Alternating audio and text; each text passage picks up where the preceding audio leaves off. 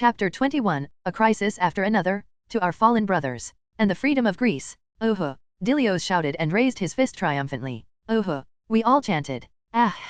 We broke out into celebration, every man screaming and shouting in victory. Dilios, my friend, I'm glad to see you still alive, I told the man as I approached him. Dilios turned and embraced me in a fierce hug for a man his size. I returned the hug but had to hold back greatly in fear of breaking the man in half. My friend, it has been so long. Where have you been? He asked. Sit down, my friend, for it is a long story, one I do not wish to share twice. Dilios and I walked off the battlefield, and sat near the sea, the ashes of Persian ships still fluttering in the wind. And then I began regaling him of my story. How I awoke on the beach with mystical powers. How I traveled all over Greece fighting Persians. How I fought and battled the Cyclops. How I faced the children of Poseidon himself. And finally, how I met and trained with Hercules. What a tale you have told. But I only have one question. What will you do now? Dilios asked. Now, I need to return to Athens, and meet with Hercules. We were on our way to some important destination before I caught news of the battle. I replied. I see. Dilios, there is one thing I need to know. My son, what happened to him? I asked. Dilios looked at me and his eyes fell low and I knew that something horrible had happened. He never returned. Nor did we find a body. It is quite possible he simply deserted Sparta. But more than likely, he has passed. Dilios spoke. My heart pained. My boy was gone, and I never got to see him again. This is a regret I will have to live with for the rest of my life. And my wife and daughter, Hippolyta and Diana? I asked. Gone. The oracle bore a message from the goddess, Hestia. Told Hippolyta to take her daughter away from Sparta, lest they both perish. Dilios explained. My heart felt a little relief. Knowing that my girls were at least alive, well, I was happy, but it didn't take away the fact my son was dead. Do you know where they went? I asked. I do not know, but perhaps asking the oracle would help. If anything, it would give you a chance to find them. Dilios spoke. His words were wise. If anyone would know where they have gone, it would be the one who sent them away. Hestia, it would seem the gods do favor me. At least you do. Thank you, Dilios. I must see the oracle as soon as possible. So, I must leave you to celebrate alone. I told the man as I got to my feet. I understand, my friend. I pray to the gods I will see you. As Dilios spoke, a ship suddenly rolled onto the shore. And on that ship was a single woman. Timaeus of Sparta. It is urgent, you must come with me. The woman spoke in a hurry. Dilios and I raised our spears and pointed them at the woman. Who are you, witch? How do you know my name? And what are you doing here? I asked the woman. We had just fought a battle and I was still on edge. It is most often when finishing an opponent that one lets his guard down. I know this all too well. And I won't let this woman be the reason for my death. You don't understand, Spartan. I am not your enemy. I was sent by Lady Hestia. This is urgent. The Amazons are under attack. Hercules is there now, but you must come yourself. Your family is in danger. I was sent to fetch you. My eyes widened in shock. The Amazons? My family? Why were they on Amazon? Why was Hercules there? All these questions were running through my head, but I didn't have time to worry about them or an answer. Once I heard my family was in danger, I boarded the ship much to Dilios' protests and set off with the woman. Hurry, now, I shouted at the woman. Wait, Timaeus? It could be a trap, Dilios shouted in worry.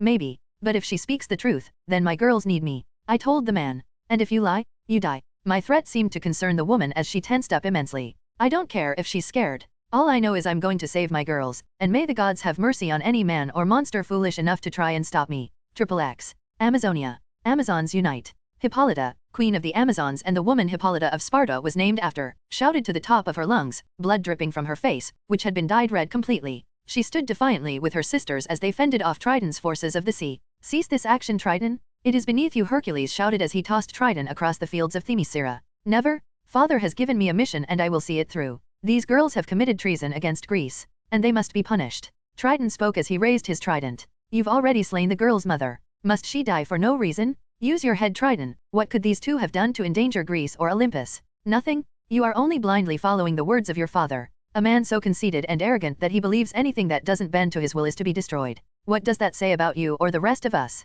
He is my father, and he wishes to protect Greece. As do I. And anyone who threatens the safety of Greece must be punished. You may be stronger than me physically, but I command the seas around you, Hercules. And this time, I will not retreat. Triton spun his trident around and raised it towards Hercules and charged him. You can't beat me. Oh yeah, just watch me. Hercules replied as he swung his giant golden mace. Chapter 22, Truth. I journeyed with Eudyna, towards the Isle of Women. Along the way she began to fill me in on what was happening and who I really was, as she put it. Can you slow down for 1 second, woman, and tell me what exactly is going on? I asked. We don't have time for this. We need to hurry. She spoke. Make time. I demanded. I was done asking for any kind of answers. If she didn't give them to me, I'd force them out of her. You arrogant. I raised my spear to her throat, and she shut up. Fine. How much about yourself do you know? She asked. As far as what goes? I asked. As far as your lineage. Your parents. How much do you know? She asked. I know my father is Hermes, a Spartan general, and my mother was Antiope, but they are both long dead. What do they have to do with this? I asked in confusion. Well, you got it half right. Your father isn't Hermes of Sparta. The woman replied. What do you mean? Of course he is. I spoke. No, he's not. Haven't you noticed anything wrong with you? Or different? Namely your powers. She spoke. I never thought about it. I just thought I was different. I replied. And truthfully, I never did give it much consideration. I never cared about them, or gave them thought. They were just a means to an end for me. Listen to me and listen closely. You aren't just a Spartan. You aren't even entirely human. Haven't you noticed that you could feel the ocean, that when you're near it you feel at peace? Or even your earthquake abilities. The power to shake the ground beneath you. Haven't you ever wondered why you could do these amazing things? It's because you're a demigod. The union of a god and a human woman. She explained. I'm a what? I exclaimed. My eyes widened in shock, and my brain began racing through all the possibilities. You weren't supposed to find out until you reached Themyscira. Lady Hestia has been working endlessly to ensure you were never found out. But it would seem things have taken an unexpected. Your real father is none other than the second brother of the big three, the mighty god of storms, earthquakes, seas, and seahorse, Poseidon. I felt like a heavy weight had just been put on my body. My father was Poseidon. No way. Lady Hestia had been watching you since you were a baby. She does that for all of her nieces and nephews. When she thought you had died, she informed Poseidon. And Lord Poseidon disregarded her and you both. He threw you away, and had convinced Triton, his eldest son, to kill your family. He lied saying that they were guilty of treason against Greece and had aided the Persians in their invasion. Lady Hestia thought fast and sent your wife and daughter away to Themyscira where she would be under the watchful eyes of Hippolyta, queen of the Amazons, Lady Artemis, and her hunters, the daughters of Artemis. She could not, however, afford to move the boy. His age was soon. She could only hope that the threat Lord Ares possessed would be enough to sway Poseidon and Triton from acting in Sparta. The woman explained. However, once he was sent out on his quest he was assailed by Lord Triton. He is gone, she declared. I closed my eyes and felt a piece of my soul ripped from my body. My son, cast to the side, never given a fair and proper chance at life. To be a Spartan. To live life. I felt a single tear flow down my face. Things don't end there. We don't know how he found them, but Triton has made his way to Themyscira with his elite forces and the Atlanteans. The woman spoke up. But I thought the island was protected by Artemis? You just said she and her hunters were watching it. I spoke. They were. But Artemis, much like many of the other gods, were called away to defend Olympus and Greece from the Persian pantheon. She and her daughters are currently fighting alongside Lord Ares, Lord Zeus, Lord Apollo, Lady Demeter, Lord Poseidon, and Lord Hades against the leaders of the Persian pantheon. Many of our other gods are currently making sure the Norse pantheon don't take the opportunity to attack us as well. The woman explained. This. I grabbed at my chest and felt my legs give out. I collapsed to the ground as the weight of the situation fully hit me. It's a lot. I know. That's why Lady Hestia wanted to handle this herself. But I guess, given the situation, all commodities have been thrown out. I'm sorry. The woman spoke softly. She wasn't angered or upset by my threats. But she did order me one more thing. To give this to you? The woman extended the trident in her hands towards me. It was a beautiful shiny gold and was decorated from the hilt to the blades with diamonds. I reached out and took the weapon from the woman. It was heavy, but it felt natural. I swung the trident around and the seas began to rise. I raised it into the air and twirled it around my body, water dancing and rising with it like a vortex. I spun my spear around and finally slammed it onto the deck of the ship. The sound of thunder booming filled the air. Magnificent. The woman spoke. Her eyes like diamonds. What is your name? Me? My name is Eudina. The woman spoke. She raised her hand to her chest and bowed towards me. Thank you, Lady Eudina, for telling me everything, and for giving me this chance to save what's left of my family. You need not thank me, my lord. I am happy to be able to serve you in any way possible. But you must also remember to thank Lady Hestia. Without her, none of this would have been possible. I raised my head and looked to the sky. Thank you, Auntie, for everything. Huh? We're here. Eudina shouted. I turned towards the front of the ship to see an island covered in smoke and burning. The waves surrounding it were raging. The island was being assailed by fire and water at the same time. I knew whatever I was walking into would be truly the greatest battle I've yet to have. I gripped my trident as hard as I could and steeled myself. For nothing would stop me from saving them. And if the worst comes to pass, may the gods prepare themselves. For I will give them the greatest fight they've ever had. Chapter 23, Always and Forever. Eudina and I managed to break through the wall of water that was blocking the island. We thought things were bad before, but once we touched down on the beach of Themyscira we saw how truly bad it was. The bodies of fishmen and Amazons alike filled the beach. The sand was dyed scarlet from the amount of blood spilled. This is unbelievable. I've never seen so much blood in all my life. Eudina spoke. I watched as she shivered in fear, her entire body shaking ever so slightly. I've seen my fair share of blood. Does it ever get easier? Eudina asked. No. Come on, I need to find my family. I began walking through the sea of bodies, stepping over them without regard. The forests of Themyscira were large, and yet it seemed that the bodies of Amazons and fishmen alike filled these lands more than the trees. As we walked through the forest, we saw Amazons and fishmen alike, decapitated, missing chunks of their bodies, missing limbs, filled with arrows and swords and spears. This battle was fierce. More so than anything I've ever seen. We need to hurry. I picked up my pace and started running through the forest. Wait. I heard Eudyna shout from behind. I would listen, but I don't have time. I need to find them. I ran through the forest and eventually I came to a clearing. In the open field were multiple tents set up around the perimeter of the trees. The one in the middle, however, was much larger. I took a step to move through the tents and I was suddenly surrounded by Amazons and spears on all sides. Halt! Intruder! Sound the alarm. The sound of a horn being blown filled the area around me. I could see that the Amazons, despite being heavily injured, were still ready to fight. In hindsight, I probably shouldn't have run carelessly ahead. Nevertheless, why are you here? One of the Amazons asked. Her hand barely able to hold her sword up. She looked as if she would kill over any moment. I am not your enemy. I am a friend of Hercules. I am here looking for my wife and my daughter. I explained to the woman. Liar, you are an enemy and are here too. Astarte, stay your blade. A woman, tall and strong and covered from head to toe in bandages, emerged from the massive tent in the center of the clearing. She had long blonde hair, her hands were the size of a bear's and yet her body was as curvaceous. No more so than many maidens of Greece. Queen Hippolyta, he is an enemy. Come to finish us off. Astarte replied. No, he is not. He is a friend. Hippolyta told the girl. Astarte looked back and forth between me and her queen. She grit her teeth and huffed her breath. But she still lowered her blade and moved out of the way. You must be Timaeus. We have been expecting you, O great warrior of the sea. Come, please join me in my tent. We have much to discuss. Her voice was soft and somber, not something I would expect from the queen of the Amazons. Hippolyta, feels weird to call someone other than my wife that name, gestured for me to follow her and so I did. We walked into the tent and immediately I saw Hercules, beaten black and blue, laying out on the ground with bloody bandages all over his body. I was in shock. I had never seen or even heard of Hercules losing so badly.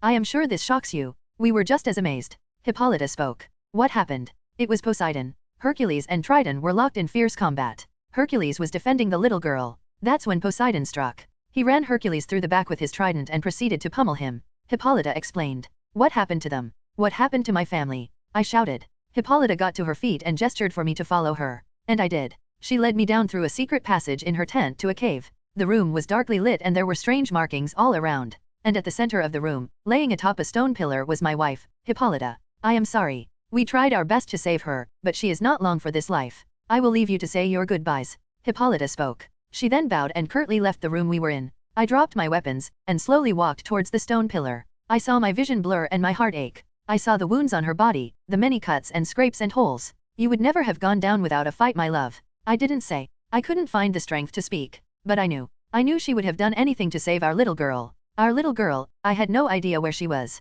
Was she dead too, or worse? I reached down and gently picked Hippolyta up, raising her head ever so slightly above the rest of her body. And then it happened. Her eyes fluttered and miraculously she awoke, and a smile graced her lips. Tears started forming in her eyes and her hand reached up to touch my face. My love. Her voice was weak and raspy. It was hard to see the strong woman I had known and loved so weak and know it was my fault. I thought I'd lost you. Why are crying? She asked. I hadn't realized it until she spoke, but as I held her in my arms I watched as a tear fell onto her face. Hippolyta, I am so sorry. For this. For not being able to protect you or the kids. It's not your fault. It never will be. It's my own. I tried to save her, but I couldn't. Hippolyta spoke. She struggled to even breathe, let alone speak. And it made it even worse when she began to cry as well. I'm so sorry, my love. Our children suffered because I was too weak to protect them. None of what has happened is your fault, my love. It is mine. I should have been here to protect you. You were doing your duty. You were protecting everyone. I cannot blame you for sacrificing yourself for our freedoms. Do not speak. Save your strength, my love. I can save you. I know I can. You cannot. Save me. I am dying. I can feel it. But, Diana, you can save her. You can. What do you mean? I asked. They took her. They took her. Alive. You can still save her. Promise me. You'll save her. Please. Hippolyta's hand fell from my face. I quickly grabbed it and squeezed it as gently as I could. I promise, my love. I swear to the gods I will do whatever it takes to save her. Thank goodness. Hippolyta took a deep breath and I felt her body relax. Timaeus. Yeah, my love. It hurts so bad. And I'm so very tired. It's okay, my dear. Rest. Rest yourself. I promise I'll be right here with you when you wake up. You promise? You won't leave me again. I promise, I'm not going anywhere ever again. I'll be right with you for all of eternity, my love. Thank you, Timaeus. I could feel it. Her heartbeat was growing weaker and weaker with every passing moment, and her breaths drew quieter. Yes, Hippolyta, my love. I love you. I love you too. Always and forever. With those last words, Hippolyta smiled up at me and closed her eyes. She took one last deep breath and then released. Released all of it. I could hear it. I could the last breaths she took leaving her body. She was gone. Hey hey hey hey hey hey aha ah hey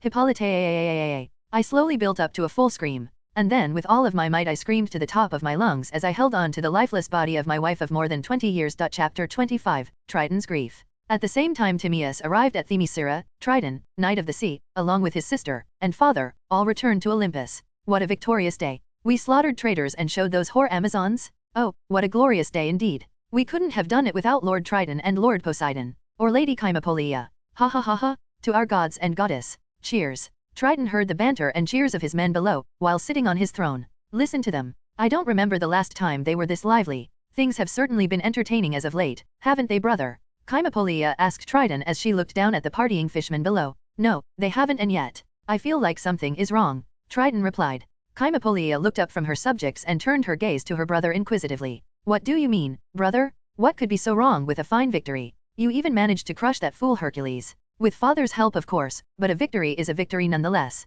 Chimapolia told her brother. Her words were sharp and laced with venom. Something about all of it just doesn't feel right. I mean, why would the Amazons, warriors of the gods trained to in every form of combat, women so fiercely loyal to protecting Greece, all of a sudden betray us? Turn their back on Greece? It just doesn't make sense. I know father said the family were a family of dark magic, but not once have I ever seen them use it, even in the face of death. I never once sensed any kind of evil influence over the Amazons or coming from them. It just doesn't make sense. Triton spoke. His voice, which is usually filled with pride and confidence, now shaken and rigid. Why must you ruin everything, brother? Chimapolia sauntered over to her brother's side and leaned up against him. It's simple, they were merely trying to conceal themselves better. That is all. Then why did father take the little girl alive instead of putting her to death as well? Why would someone as righteous and honest about protecting Greece, like Hercules, give his all to protect them? I just can't comprehend it. Triton complained, his feeling of pride and self-righteousness slowly but surely beginning to waver. You don't need to comprehend it, Triton. You followed father's orders to the letter. You did good. You should be proud of yourself. I am. Chimapolia, for all her arrogance and cold attitude towards her enemies, truly does love and cherish her brothers. Although she does berate them when they fail to uphold the honor of their father, nevertheless, she personally saw to it that Polyphemus was avenged. Just enjoy our celebration. Speak to your subjects. Take a trip to Atlantis, if you must. See that woman, Namarita, if you must. I know you fancy that mere woman. Since when do you care about my love life? Triton asked. Always. You are my big brother after all. Chimapolia replied. Triton smirked and got up from his throne. Perhaps you are right, sister. Maybe I am just overthinking things. These have been troubling times. Father and the rest of the gods have won the decisive battle against the Persians, and then this civil war with Hestia, Artemis, and Ares has just tired me greatly. I leave you in charge. I will make way to Atlantis for a while. Alert me should anything come up. Triton spoke to his sister. Of course, brother. Happy swimming. And have a safe trip too. Chimapolia grinned and winked knowingly at her brother. Triton simply rubbed his face in embarrassment and walked out of his chambers. Triton made to leave for Atlantis, however before he looked into the prison hold, where Diana was currently being held, and watched as the little girl cried for her mother and father. And suddenly Triton felt something wash over him that he hasn't for a long time. Shame. Triton watched the girl closely, looking for any sign of black magic or some kind of clue to suggest she truly was a witch. Something he hadn't done beforehand. However, as he watched the girl, he saw something that surprised even him. The sea creatures began to surround the girl protectively, and he hadn't been the one to order it. This sight confused Triton beyond measure, as the only ones under the sea that could communicate with the marine life were those of his family and those born as such. Yet here these creatures are sharks, dolphins, crabs, and fish alike, all protecting this little girl. Who are you? Triton asked himself. There was only one person Triton knew for sure had this answer. Triton gathered his gear, trident and all, and made a beeline for Hestia's domain. Triton burst through the guards of Hestia's chambers and barged into her main room. Hestia? Auntie, where are you? Triton shouted. Hestia emerged from a door in the main chamber with a confused look on her face. What do you want, nephew? Surely you didn't come here to gloat about killing the Amazons. Hestia spoke. Her normally kind and compassionate voice was now calm and mono. She showed signs of not caring. Not about Triton at least. She regarded him as a speck. The family? No, the girl. The little girl. Who is she? Triton asked. Isn't it a little too late to be asking that now, Triton? You who have been so caught up with completing your mission. You who is supposed to be a firm believer of true justice and protecting Greece. Surely you know who it is you've killed. Who you've attacked. Hestia spoke. Triton spoke. He closed his eyes and hung his head in shame as he knew she was right. He hadn't even investigated whether or not his father was right. Instead, he took his word for truth and carried out a death sentence on a child and a woman without fully knowing what it was he was doing. I do not know. Who were they? What were they? Were they truly dark traitors of Greece? Triton asked. Why the questions now? Why the doubt? Weren't you so sure? Hestia asked. The girl. I saw her communicating with the sea creatures. No regular human should be able to do that. At least not one I've met yet. So, who is she? Triton asked. There's no point in hiding it now. I'm sure as things are now, we only have one path left. The path I had hoped to avoid the most. You and he are on a one-way collision course, and I fear war will soon erupt in Mount Olympus. Hestia spoke. Triton grit his teeth in anger and slammed his foot down, cracking the room around him. Enough with your antics, Auntie. Who is the girl? And who is this he you speak of? Triton asked. The girl's name is Diana, daughter of Timaeus and Hippolyta of Sparta. And she is your niece. Hestia told the man. Triton's eyes went wide in shock, his body frozen stiff and his mind temporarily shut down. That's not. And the man that Hercules saved from you and your sister months ago was her father, the one that killed Polyphemus, was Timaeus, your younger brother. Hestia explained. That's right, your father sentenced his own son and his family to death and you his own brother carried out the execution. I hope you are happy. Triton felt his world crumble around him. His previous resolve crippled and his heart broken. The full weight of what he had done came crashing down on him. That can't be. Triton spoke. Go ask your father. I must prepare. And I'd recommend you do the same. Hestia told the man. For what? Triton asked. And just as if the gods themselves heard Triton's question, all throughout Olympus began to shake. The heavens themselves echoing the mighty roar of anger from the enraged demigod of the seas. Timaeus. Ah. Chapter 26, Clash of Titans? Ah.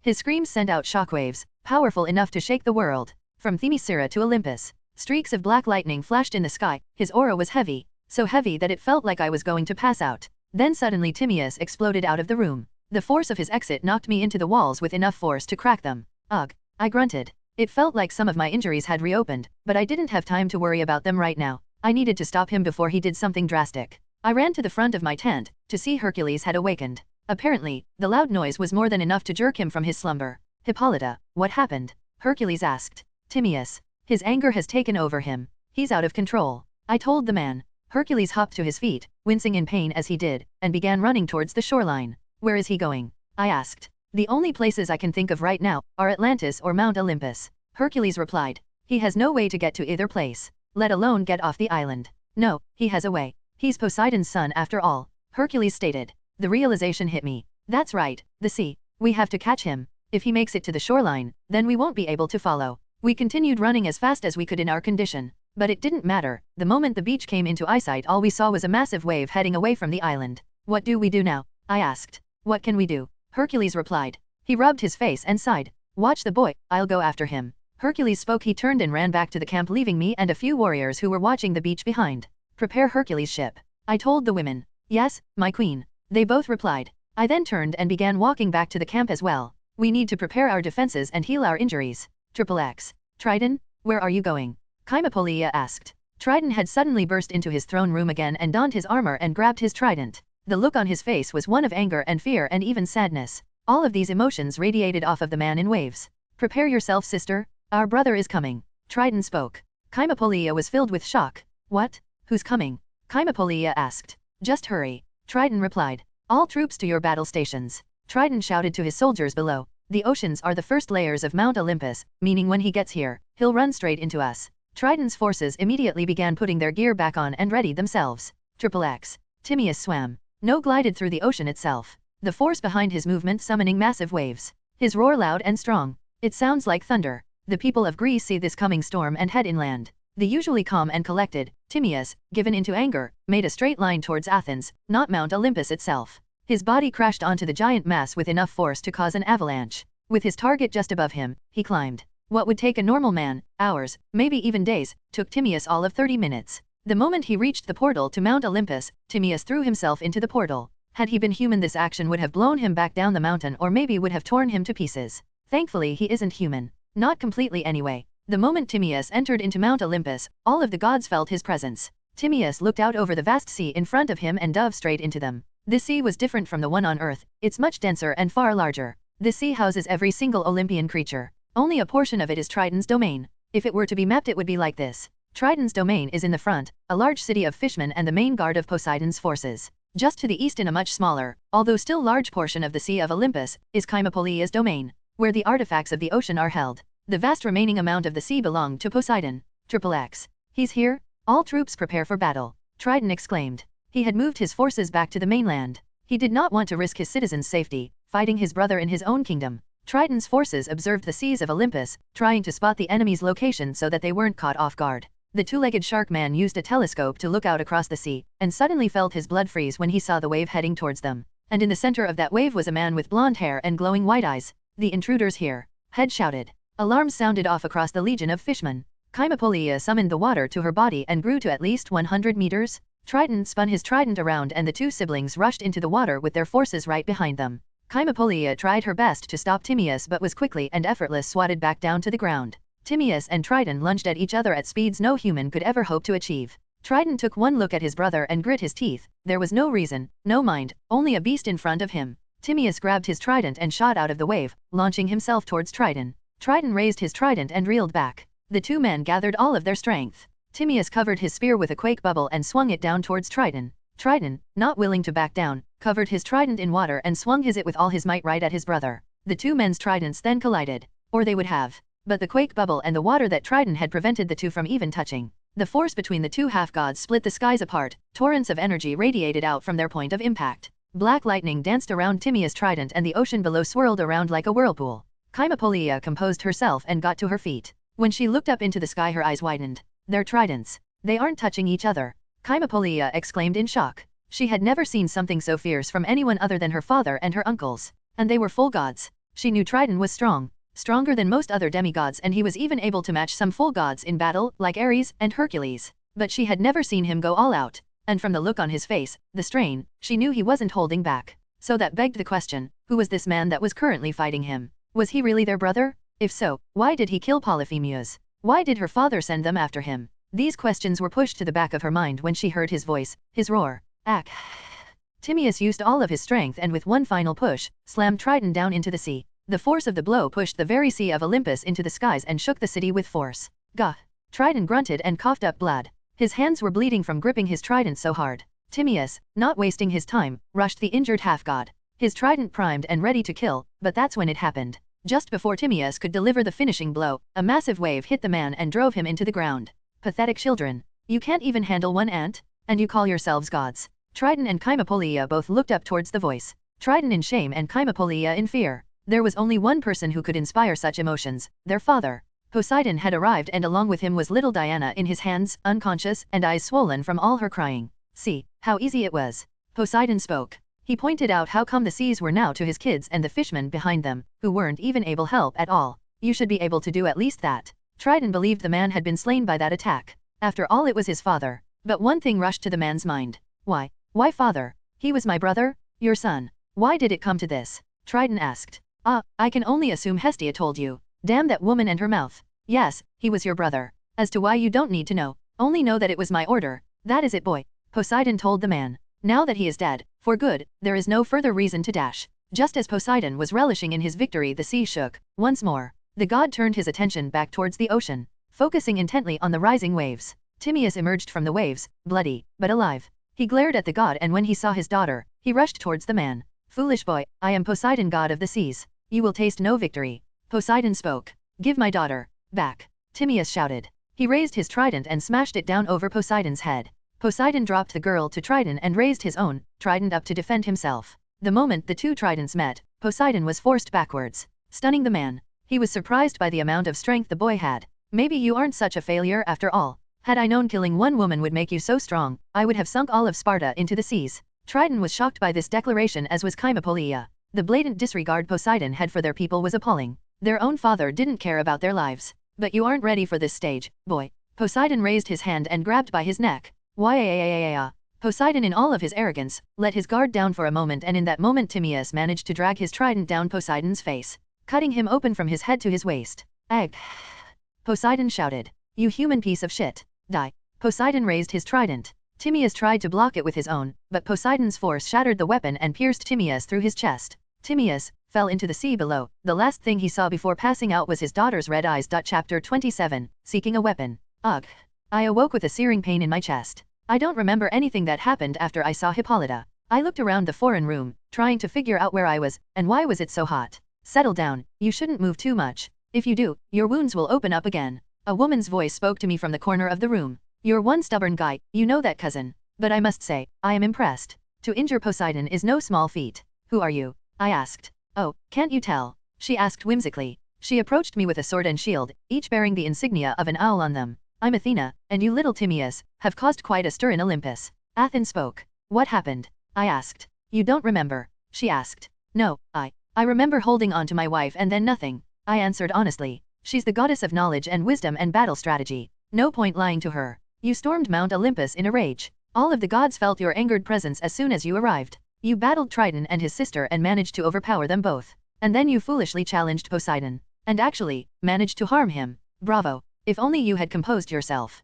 You might have been able to beat him. Wow, I really did all that? I asked in disbelief. Yes, you did. And now all the gods are in an uproar. Some are calling for your head and others are hoping you managed to kill Poseidon. Personally, I wouldn't mind if you ended that arrogant bastard's reign of terror for good. Athena explained. Wait. The gods are calling for my head. Yeah, Poseidon for one, Hermes, Hera, Aeolus, Dionysus and a few others. However, you should be grateful for Hestia. She managed to gather quite an amazing amount of support from the others. Aphrodite, Ares, Hephaestus, Apollo, Hercules, Demeter, Artemis, Hades, even Triton has gone to bat for you. What? Triton has spoken on my behalf. Why? I wondered. And myself of course. Zeus has chosen to stay his hand from this. For what reason I know not. Yet. Athena explained. I see. Well, I must thank you for the vote of confidence, but I need to go. I told the woman, I still needed to free my daughter and I would not rest until I had. And do what? Your weapons are broken. You have no armor, and you are essentially defenseless. Facing Poseidon without a weapon is a death sentence.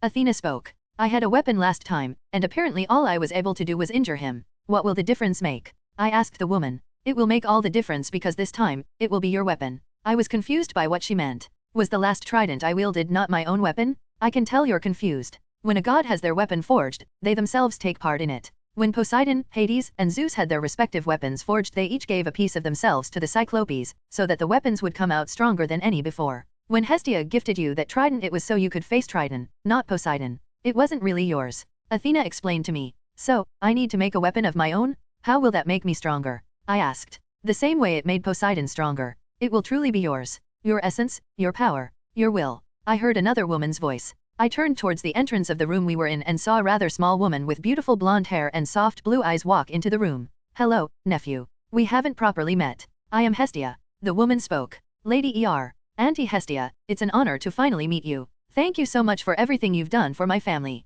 I got on my knees and bowed to the woman who had in a way saved my life more times than I could count. And had more than earned my respect. No need to bow, my boy. We are family. A hug will more than do. Hestia spoke. She opened her arms and wrapped them around me softly. Her embrace was soft, her scent calming, her presence simply unearthly. I felt at peace in her arms. After a few moments she stepped back and pulled me to my feet. So, how will I make this weapon? I asked. You can ask Hephaestus to make something for you. He is the greatest blacksmith in all of Greece. Athens spoke. No, Zeus has forbidden Hephaestus from making him anything. Hestia spoke. What? When? Athens asked. A few hours ago. Hestia replied. But Hephaestus is the only one capable of making a weapon that can kill a god. Athena exclaimed. No, he's not. I spoke. Athena and Hestia both turned my way and shock hit their faces. That's too dangerous. You don't have anything to offer them, and even if you did, you'd need Hades' permission first. Athens spoke. Yes, but it could be possible. Hades loves Poseidon, but even he admits that Poseidon is too far gone. As much as it pains me, it may be his only hope. Hestia said to Athena. But if it doesn't work, he'll be trapped in Tartarus. Athena stated. If I don't kill Poseidon, then I might as well be trapped in Tartarus. The question isn't who, but what. What will I make this weapon out of? I asked. Adamantine, of course. It is the metal of the gods. Athena replied. No, I don't want to beat Poseidon as a god. Even if I am his son. I've always been a human. As such, I want something the humans possess. I declared. I wouldn't have it any other way. Is there any material that the humans use that can match the gods? Hestia asked. Athena rubbed her chin in thought, and for a moment she seemed to be gone from the world. After a few minutes of complete silence, she came back. There are materials that the humans use on Earth that might do the trick. But they are far and spread apart, and even I do not fully know their locations. Athena spoke. I have traveled this far, at this point nothing is out of the realm of possibility. I told the woman. Yes, but for me to tell you, you must first know this warning. Adamantine is the material of the Greek gods. These other metals you seek will take you to the lands of other gods, and I assure you, not all of them will be willing to just let you have them. Are you sure about this? Athena explained. I nodded. There are 3 human metals I know of that are strong enough to hold some kind of measure against adamantine. The first is located in Africa. It is called vibranium and is protected by the Panther clan. This metal absorbs kinetic energy and redistributes it. I would personally say it is better suited for armor than a weapon. There is another kind of vibranium called Arctic vibranium. This one is different from the last in that it disrupts a target's molecular bond, which could be a better material for a weapon. This vibranium can only be found in Antarctica, in a very specific location of savages, the Savage Lands. The next metal is located in the same region just a little further north. It is a meteoric ore, that once cooled cannot be melted or bent. It is called adamantium. Of course, if you're looking for something stronger there is URU, but only the Norse know where to find that. Athena explained. She spoke of 2 lands. The west where the Norsemen reside and Africa, home to a multitude of gods. The African gods and of course the Egyptian gods. The possibility of running into any of them would be considerable, but worth the risk. Then, that's where I'll go. Africa. Very well, I'll give you a map of their general locations. But just know that I warned you. Athena reached into her robe and pulled out a map that she just miraculously had on her. You will still need to be able to get to and from the underworld. And the only way to do that without dying is to have the portal in Laconia. Hercules should be able to help you with that. Other than that, there is nothing else we can do for you. Athena spoke. I took the map from the woman and bowed to her. I did owe it to her for allowing me to have this direct line of help. Chapter 28, The Black Panther. The first stop on my quest for a new weapon was Africa. There had been my best chance to get 2 materials at once, which would make my journey a bit faster. When I first set out, I thought to only find a single metal to use. But then I had another thought. What if I combined them all? Adamantium's indestructibility, vibranium's ability to absorb kinetic energy, and Arctic vibranium's ability to weaken a target's weapon, all together just sounded like an amazing combination. It had taken me quite a long time to swim from Greece to the southern continents. However, now that I'm here, I have to say that I do appreciate it more. But that's not the point of all of this. Athena gave me a map, but all it does is tell me the general location. It doesn't give me anything exact. I guess there are some places even her eyes cannot perceive. I spoke. I continued walking through the thick forested area that I was in until I hit a wall. It parted like a portal when I touched. This must be it. The Panther clan's secret, cloaking magic. Athena made notes of many of the Panther clan's secrets, including their ability to hide their nation from the outside world with their vibranium. I have to admit, I'm actually getting excited. As I passed through the portal, the world around me changed and I saw structures unlike any other in Greece. This place is different than anything I'm used to. I need to be careful. I continued venturing through the thick woods when I saw a creature of some kind. It wasn't like anything I'd seen before. It was dark as night and had sharp teeth. It stood on 2 legs as if it were a man, and in its mouth was a woman, dressed in red. I don't know what you are, creature, but if you aren't careful you might end up dead. I told the beast. It wasn't an animal. I had seen 4-legged monsters before, but not one on 2 legs. The beast looked at me and dropped the woman in its mouth and started growling. It charged me with foam coming from its mouth. I didn't want to raise suspicion of my being in the country, so I had to delegate myself to using simple weapons and hand-to-hand combat. No powers. I raised my shield as the creature lunged at me and used it to throw it away from me. The creature was surprisingly strong and fast. The creature got to its feet and charged me again.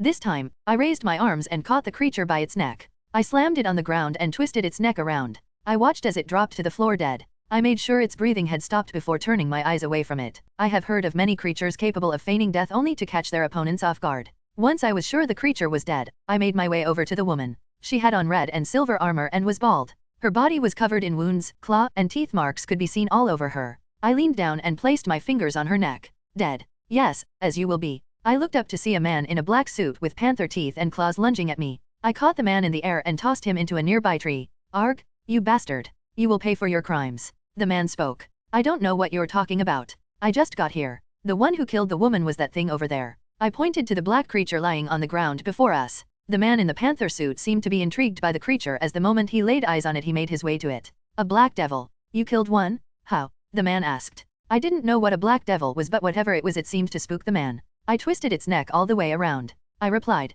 Yes, I can see that. But how? He asked again. Well, I grabbed it by the throat and quickly just snapped my hands in the opposite direction. I explained. No, I mean, how could you have the strength to do such a thing? Even with the powers of the panther I cannot kill a black devil so easily. Who are you? The man asked. Isn't it proper manners to introduce yourself first? I asked. Isn't it proper manners to bow before a king? He replied. Heh, right. My name is Timaeus. Timaeus of Sparta. I gave the man my name. I was an invader in his kingdom standing over one of his dead people after all. Diraka, king of Wakanda. And the Black Panther. Why are you in Wakanda? The man asked. Well, I see no reason to lie to you, great king. I need to find 2 metals. I told the man. What metals could a Greek need that aren't found in Greece? He asked. I think we both know that answer. Vibranium and adamantium. I need them both. I told the man. Vibranium and adamantium. Now why on earth would you need or even know of such metals? Diraka asked. I need to fashion a weapon capable of killing a god. I explained. A god? What are you talking about?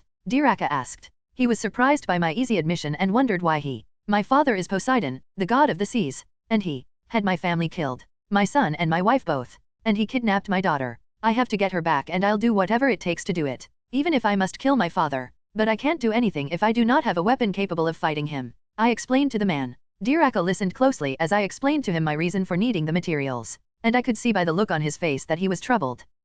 I see. I am sorry. I cannot simply give you the adamantium or the vibranium. He spoke. My eyes shifted down to his hands. And I slowly inched towards my blade. I was prepared to kill this man and make an enemy out of this entire nation if necessary. But, you can earn it. He spoke up. I froze in my place. I didn't want to do anything to risk possibly getting the medals. Help me and my people deal with the black devils, and I will gladly give you the medals you are looking for. What do you say? Diraka asked. That sounds more than fair, Diraka. Thank you, I replied. Excellent. Follow me. We will take the back way. I cannot show you to my people or they will be frightened. But there are other ways to enter Wakanda. Come. Let us make haste. Diraka explained. I nodded and followed the man through the jungle. Chapter 29, The Black Devils. XXX Timaeus. So, do you want to tell me what these black devils are, exactly? I asked. Diraka had led me into his kingdom. It was impressive and had things I had never seen in Greece. Weapons that fired large balls of fire and swords and spears of different shapes and sizes. It was impressive to say the least. The black devils are a mysterious being that fell from the stars. They traveled through on one of the many meteors that have blessed us with vibranium and adamantium. The black devils are symbiotic, needing a human host to move around. Alone they are nothing more than black goop. But with a human host they are faster, stronger, and deadlier than any animal in all of Africa. Diraka explained. We continued walking until we came to some kind of level mover. Do you like it? I call it an elevator. Diraka spoke. So, these creatures. Do they have a weakness? I asked the man, trying to move the subject back on course.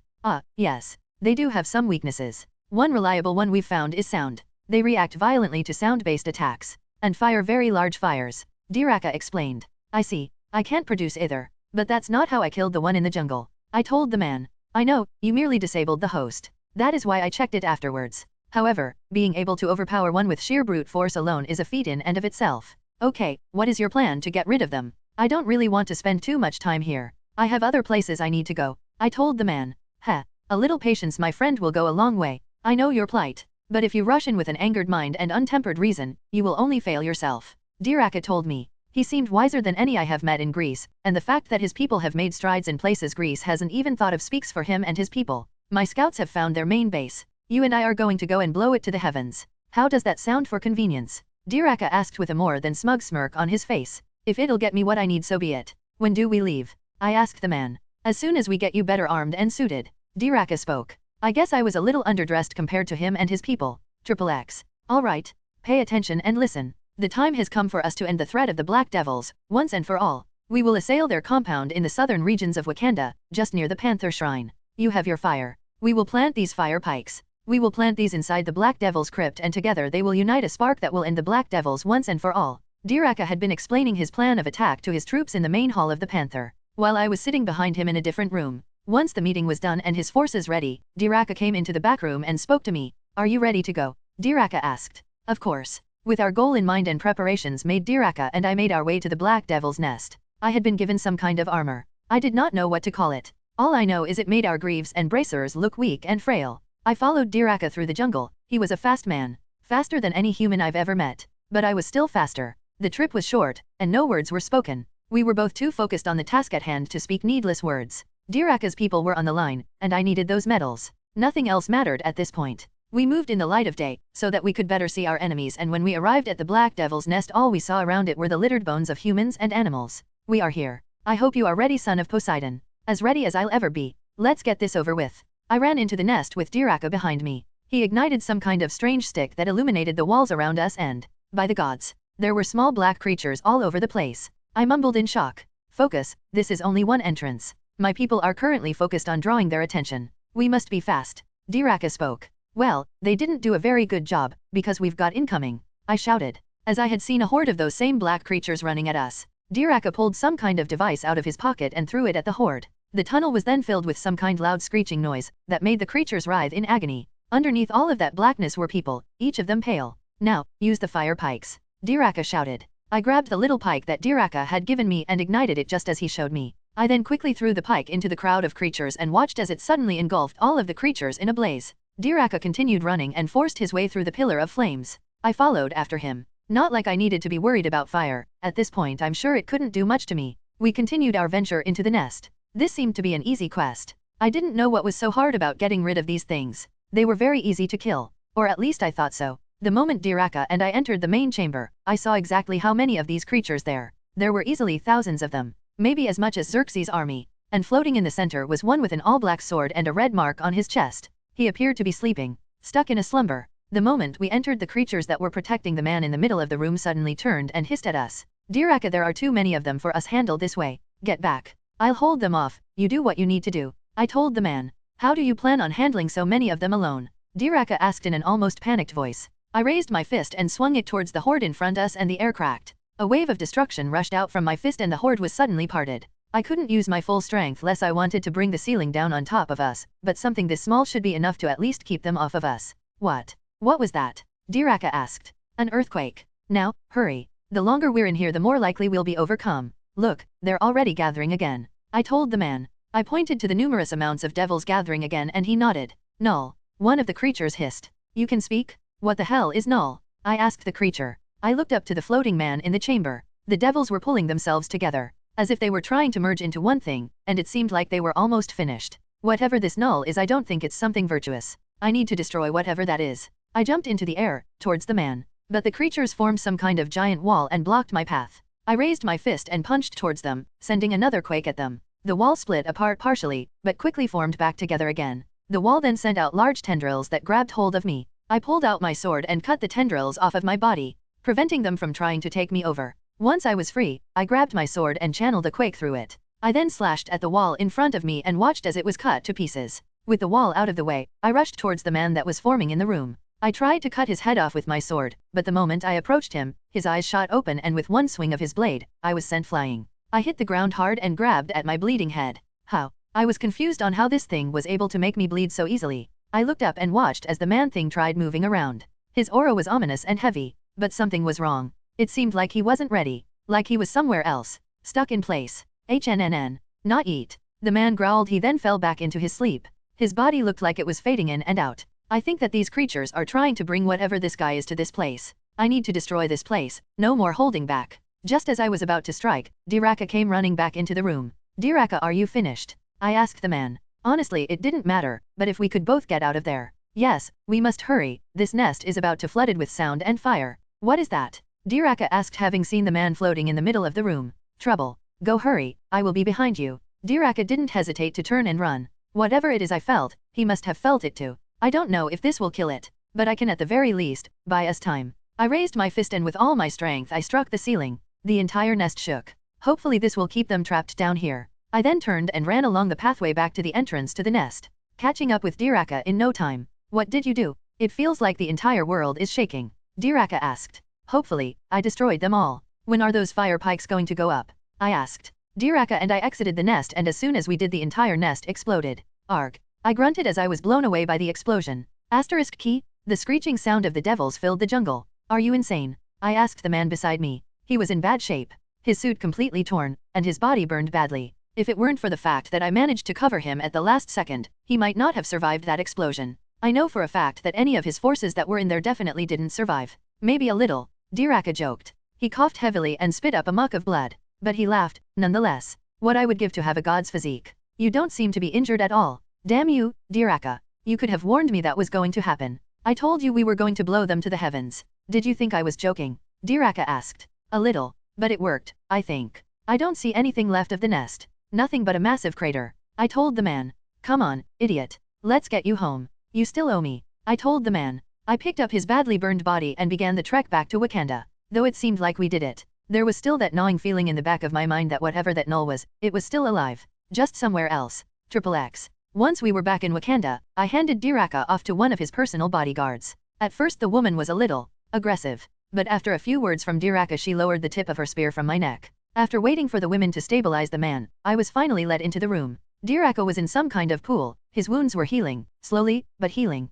Forgive them. They serve me with a passion and men like you are hardly ever welcomed here, let alone the fact you were carrying me with injuries. Diraka spoke. It's all fair. Now, on to my payment. I spoke. What did I tell you about patience? Diraka asked. Sorry. Don't be. I honestly did not expect either of us to make it back. But I am a man of word. We have suffered under the hands of the Black Devils for a long time. And thanks to your help, we are free of them. Diraka snapped his fingers and one of the ladies from before walked into the room carrying 3 boxes. She handed the boxes to Diraka and he beckoned for me to come forward. I stepped towards the man, and he opened the boxes for me, and I saw 3 molten liquids. What is this? I asked the man. This is what you asked for. Vibranium and adamantium. These are their natural forms. Keep them in this box until you are ready to use them. If you do not, then the adamantium will harden and will not be able to be reshaped. Diraka explained. I see, but what is the third one? I asked. I figured I'd save you a trip to the savage lands. That is Arctic vibranium. Consider a gift for your aid. You have saved me a trip.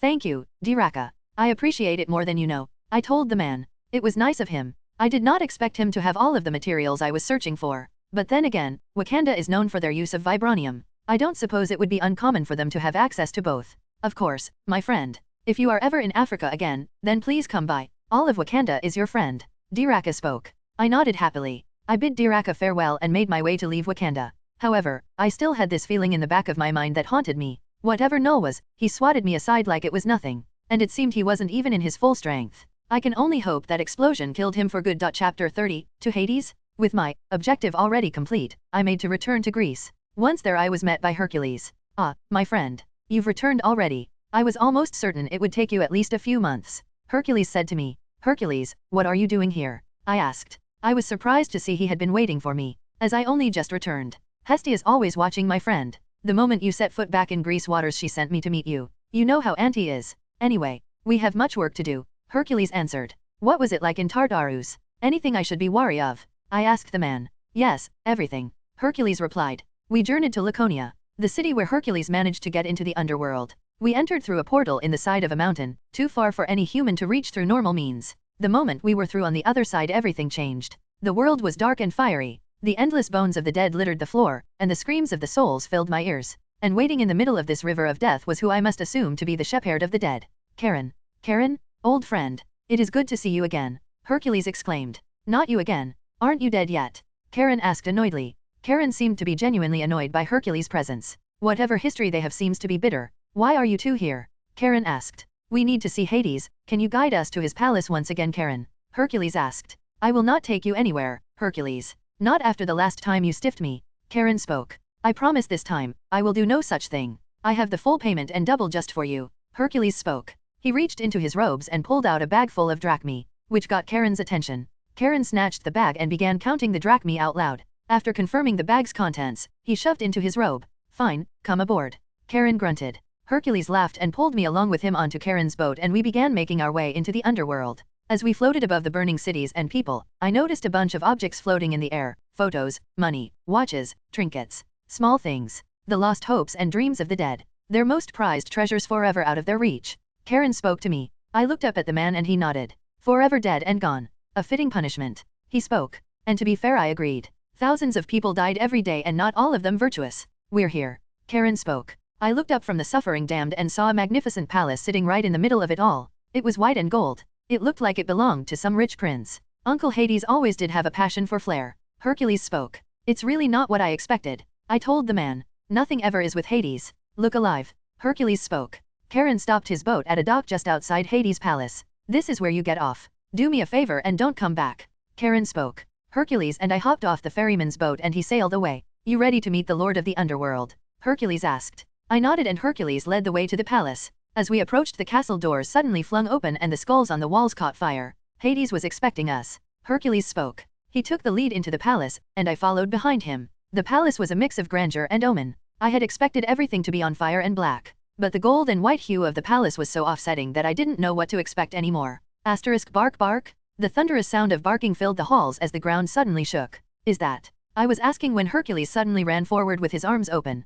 Cerberus. Hercules shouted with joy and jumped at the massive 3-headed dog. Cerberus barked and happily started licking Herc's face. However, when he saw me, his eyes turned to fire, and he started growling. Cerberus, down boy, Hercules commanded. Cerberus returned to normal and started whimpering. Sorry, he doesn't like meeting strangers. You should have seen him when I first came here. You were big and nasty, weren't you, boy? Hercules spoke as he rubbed the beast's belly. Cerberus, can you take us to Hades? Hercules asked. Cerberus nodded and turned on his heel. After he was a decent bit ahead of us, I walked up to Hercules. Since when did you tame Cerberus? I asked the man. The last time I came to the underworld. I wrestled Cerberus into submission, and ever since he's been a good boy. You just gotta speak his language. Hercules explained. Right. We continued following Cerberus until finally we arrived at a large door. Cerberus just laid down and Hercules laughed. Enter. The voice on the other side of the door ordered us to enter the room, and Hercules nodded. He put his hand on the massive doors and forced them open. And sitting in the middle of the room on a white throne, dressed in a white and gold suit and an eye patch over one of his eyes.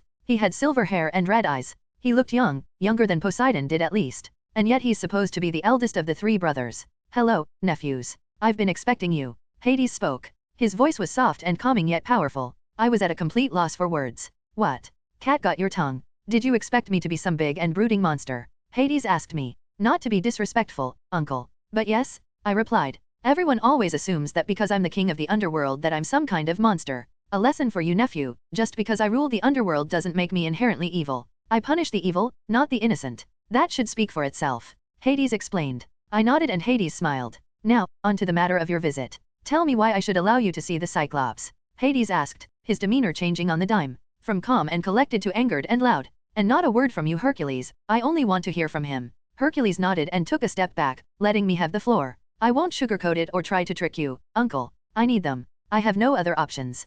Poseidon has taken everything from me. And these Cyclops are my best chance at getting back the only family I have left. I told the man. What are you talking about? You have family all around you. Or do you not see us as your family? Hades asked. It's not that. I just don't know any of you. But Diana is different. She's my little girl. She's the only piece of my humanity that I have left, and I don't want to lose her. I don't care about being a god, a half-god, or any kind of god. I just want my family to have a good life. Grow up and find love without having to worry about suffering for her father's actions. That's it. I don't care about revenge or anything else. As long as I can get her back safely. That's all I need. Hades' cold stare turned back into his smile. Well, said nephew, I can respect the want to protect your family. I too have always only wanted to keep my brothers safe. But over the years Poseidon and Zeus have both changed. Their arrogance has led them from the path we all once walked. Sadly, I don't suppose they can be brought back. That doesn't mean I don't still love my brothers. Normally I would personally destroy anyone who would do my brothers harm. But in this case, Poseidon made his own bed.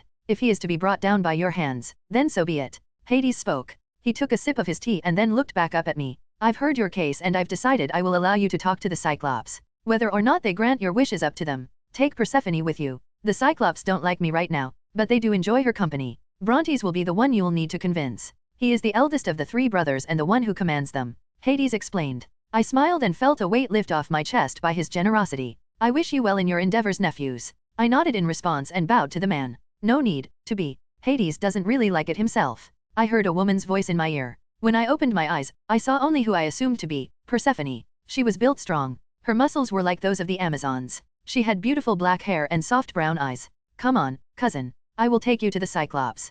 Persephone spoke. I nodded and made to follow the woman, but I noticed that Hercules stayed behind. Are you not coming? I asked. No, this is your journey. I was only to get you in and out of Tartarus. The rest is up to you and you alone. Hercules exclaimed. I nodded and then continued to follow Persephone down into the pits of Hades' palace. She was quiet, but not rude, if that makes sense. I guess she just didn't want to talk. Eventually we came to a massive cell that extended for thousands of miles. She tapped on the doors of the cell and spelled out 3 names. Args, Steropes, and Brontes. And magically 3 giant Cyclops appeared in front of us. Args, Steropes, Brontes? It is so good to see you all again.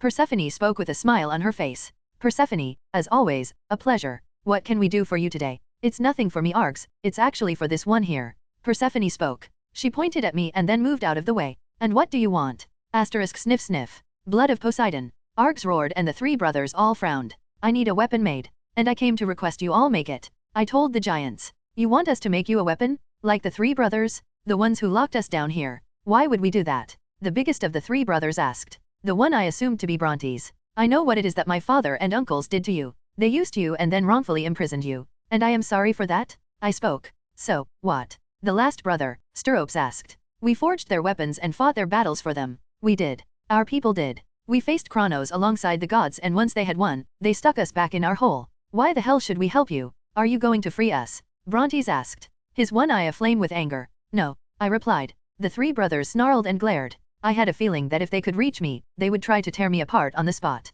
These three were definitely much more powerful than Polyphemus ever could hope to be. I cannot offer you freedom, but I can offer you something much better, I told the brothers. What could be worth more than our freedom? Args asked. I knew what it was they wanted more than anything, more than their freedom. The same all men want when they are wronged. Revenge. I can promise you the death of Poseidon, I told the brothers. For a moment Args, Steropes, and Brontes all looked to each other. They then looked back to me and grinned. A fair trade. A weapon for a life. Brontes spoke. Excellent. I pulled out the 3 boxes that Diraca had given me and gave them to the Cyclops. They looked at me in confusion. I want you to incorporate those 3 metals together into a trident unlike any other, I told them. Oh, we'll do more than that. Extend your hand, Brontes ordered. And I did. I put my hand into the cage, and he grabbed it and ripped something out of me. What did you do? I asked. In order to make your weapon, we required a piece of your essence. Now we will get to work, Brontes explained. The cage illuminated and the 3 brothers began working in tandem with smaller creatures with multiple arms and blue skin. Those must be the Hecatoncheires.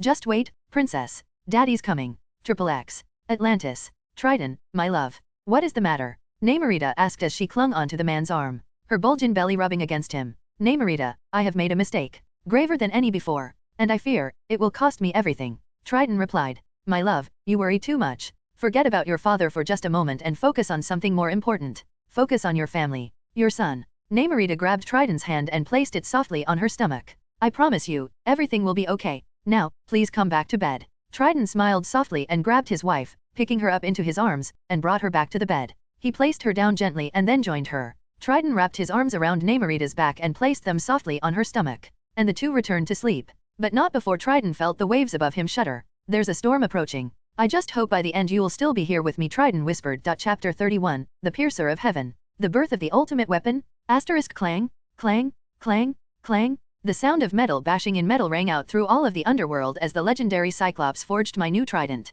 Deep within their cage, I can feel the heat of their forge, which burns with the wrath of an entire universe. The weight of their hammers heavier than stars. I could see the lightning emanating off of each strike, and the thunderclaps that followed only sought to deafen my ears. I know this weapon will be unlike anything the Cyclops have ever forged. A true masterpiece. Take the eye of the storm, the wrath of the thunder, take them both, brothers, and merge them into the tips of the trident. Brontes ordered. He held the molted metals together with his mighty hands, all of them together. Arcs added in the waters of the world and the eye of the storms. And for a little extra power, the fang of the heavens and the essence of a water god. I watched as Steropes added in the essence that Brontes had taken from me and a thundercloud with a black fang on it. Yes, brothers. Feel it. Feel the power flowing through it. Brontes shouted loudly. His voice was filled with pride and anger. Anger over the gods that betrayed them, but pride within the masterpiece in his hands. No, brother. Something is wrong. The metals are not receiving each other. They are rejecting themselves. Args exclaimed. Brontes looked down at the 3 metals. Instead of blending together, it was almost as if each strike from the hammers forced them apart.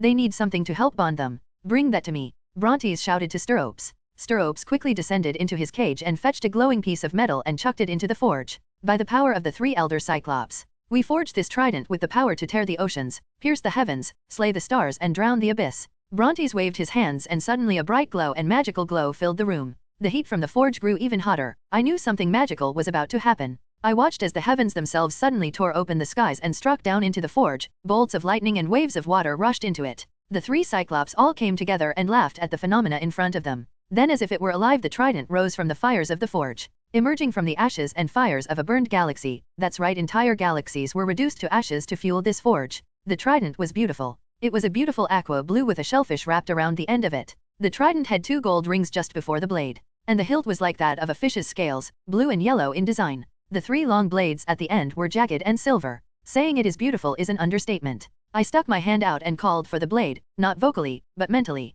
willing it to my hands. The blade turned to water and appeared in front of me. The second I touched the blade, I felt a rush of power shoot through my entire body. I felt completely different than I had before, like I was a new person altogether. A wall of water covered my body and my clothing vanished. And in their place was a new wardrobe. Starting from the bottom, I had been given green boots with golden knee pads. My pants were replaced with some kind of scales, blue scales to be specific, that extended all the way up my body and covered everything but my torso. It felt like I was wrapped in the ocean itself. On my biceps were 2 golden armbands. And on my hands were 2 kelp-colored gloves that let my fingers breathe.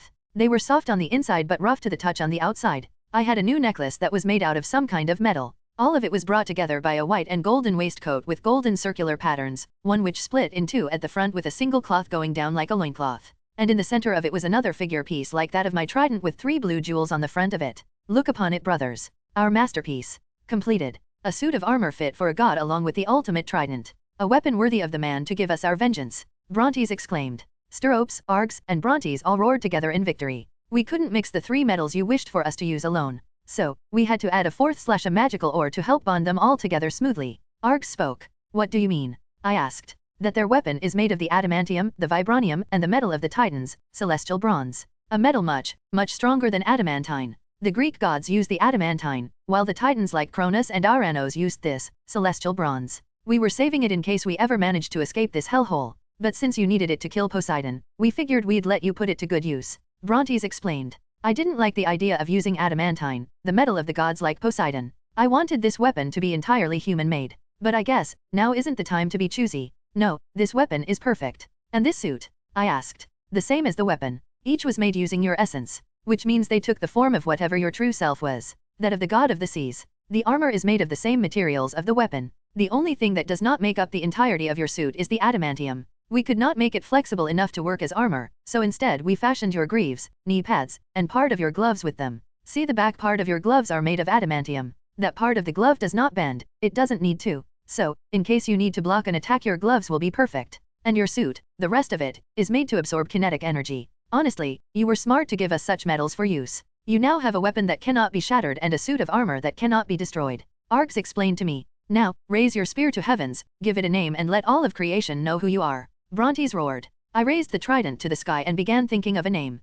Insert music. Bury the light, devil may cry. I began thinking about everything that has happened since I was kid, all the battles I fought, all the pain, all the suffering, all the happiness and joy, every moment I spent training with Artemis and Leonidas, fighting on the ocean, tearing through hordes of enemies, fighting with Stelios and Dinocales. Every moment I spent with my wife, Hippolyta, her beautiful voice, her soft yet strong and reassuring hands, her calm eyes, Jason and his strong heart. He made me a proud father. But both of them, 2 of the most important people in my life, are gone, taken from me by my own family. And lastly, the last thing I saw was my daughter, Diana. Her soft hair, her small hands, her beautiful blue eyes, just like her mother's, her beautiful smile and her laughter. All of it was then taken up in black smoke. Taken once again by my own family. My eyes snapped open. I am the storm that is approaching. Provoking black clouds in isolation. I am reclaimer of my name. Born in flames, I have been blessed. My family crest is a demon of death. The power of my quakes rushed into my trident, followed by the roaring power of water, circling the white bubble, and surprisingly, that which followed was a torrent of black lightning.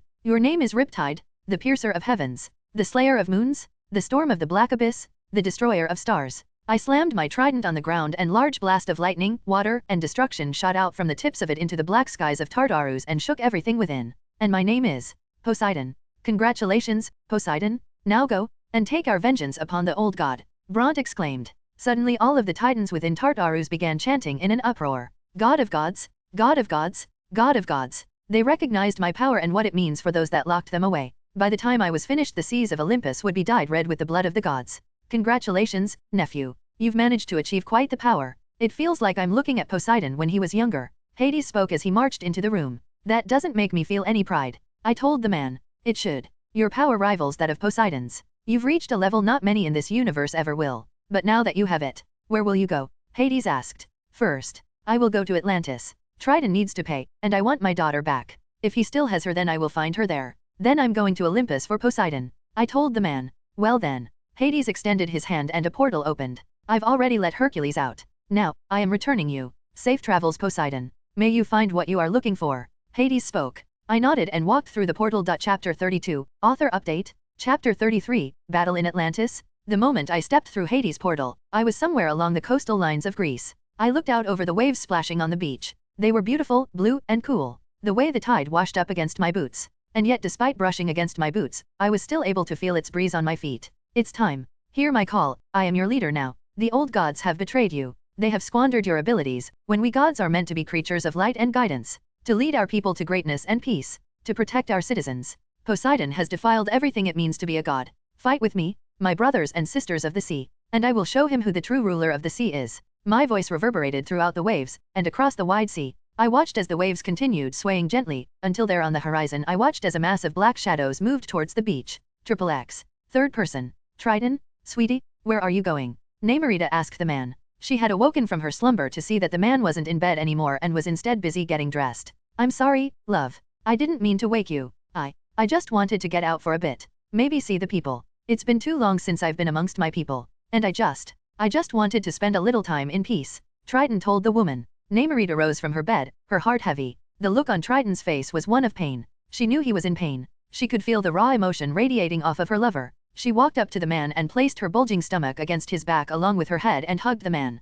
I think that's just fine, love. Give me a moment and I'll join you. Nemerida spoke. Nemerida's soft touch warmed Triton's heart and eased his mind. Triton turned around and gently hugged his wife, although unknown to his family, and kissed her. I love you, angelfish. Triton told the woman. I love you too, tough guy. Nemerida leaned into Triton's embrace and rested her head on his chest. A feeling of relief washed through her body. Triton helped his wife get dressed. With her being so late into her pregnancy, she was beginning to struggle with many things that were once easy. It's so easy to take the smallest of things like dressing yourself for granted when you can no longer do it yourself. Nemerida spoke. She gave a slight huff and pouted. She was embarrassed to have to be dressed like she was a child. But deep inside she loved it, because it showed how much Triton cared. How patient he was. And how he was willing to wait on her every need, helping her no matter how small the task may seem. Easy, love. It's okay. The time for our little one to join us is almost here. Triton spoke softly. Yes, and I can't wait. Nemerida replied. Triton smiled and rubbed Nemerida's stomach once more. His hand gliding over her stomach and stopping only to feel the beating heart of the young baby inside.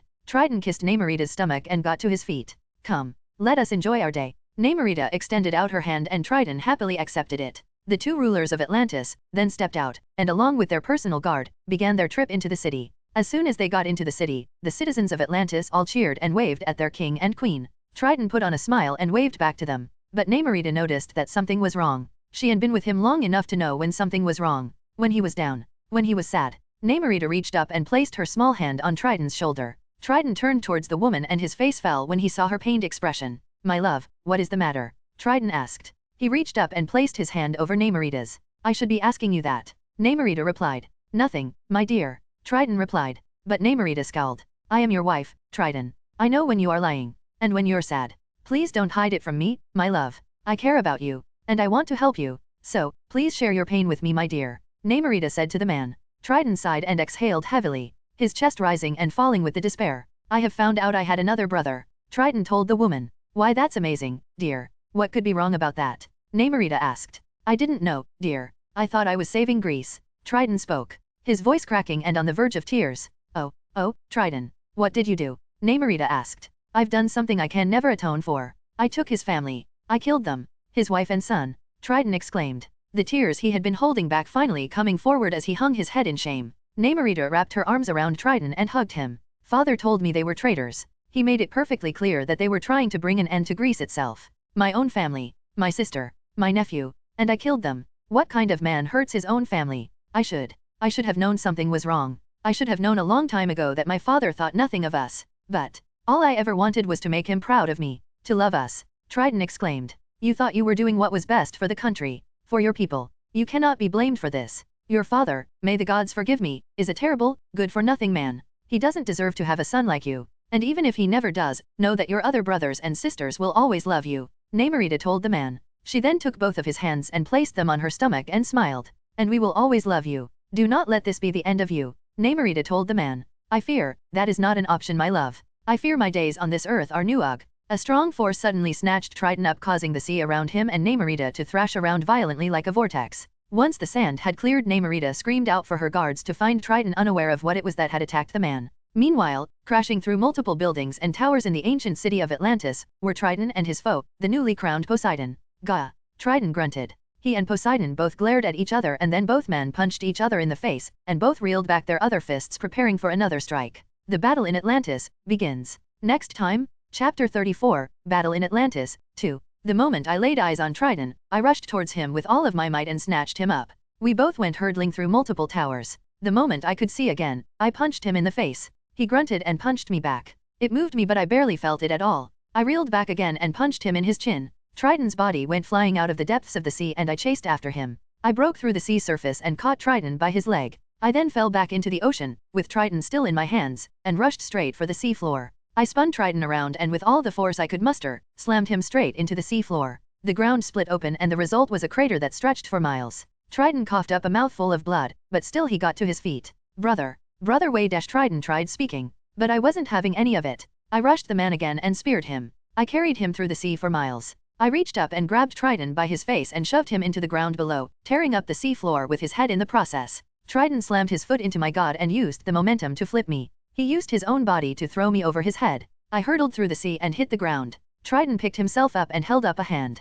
Brother, wait. Hear me out. I swear, I didn't know. I wouldn't. You wouldn't have what, brother? You wouldn't have killed my son? My wife. I snapped back at the man. It's too late for apologies. There's only one thing I want now. I want my daughter back. Give her to me and I swear I'll leave right now. I'm sorry, brother. I don't have her. Father took her from me after your fight. I swear. I tried to get her back. But father is keeping her under his own watchful eye. Triton spoke. I see. I raised my hand and swung the white bubble at Triton. The ground below us tore up and Triton was blasted away with the full might of an earthquake. I chased after the man as he flew and punched him multiple times in the gut, each strike breaking one of his bones, forcing him to spit up more blood. You took everything from me. Now, I'm gonna do the same to you, I told the man. I then hit him as hard as I could in his face, knocking out some of his teeth. I could see the city of Atlantis below us, so I grabbed Triton by his foot and slammed him down into one of the towers, sending him crashing through the ceiling all the way down to the bottom floor. I descended down the holes as hundreds of fish-like men and women all ran away in terror. Triton was heaving and bloody. I wasn't gonna hold back. Not now. I looked down at the man. I grabbed him by his hair and lifted him up off the floor. I aimed to punch him in his stomach, but I suddenly felt a strong force wrap around me and lift me up. Get your hands off my brother. Chimapolia, the water goddess, screamed in my face. I reached up and tore myself from the woman's grasp. She looked shocked by how effortlessly I broke free. I raised my hand and summoned my trident. It came to me in a matter of moments. I raised my trident towards the woman and sparks started to ignite off of each of its 3 blades. Chimapolia raised her arms to try and block my attack, but the force of the lightning with which I struck her with completely crippled her guard. Ah!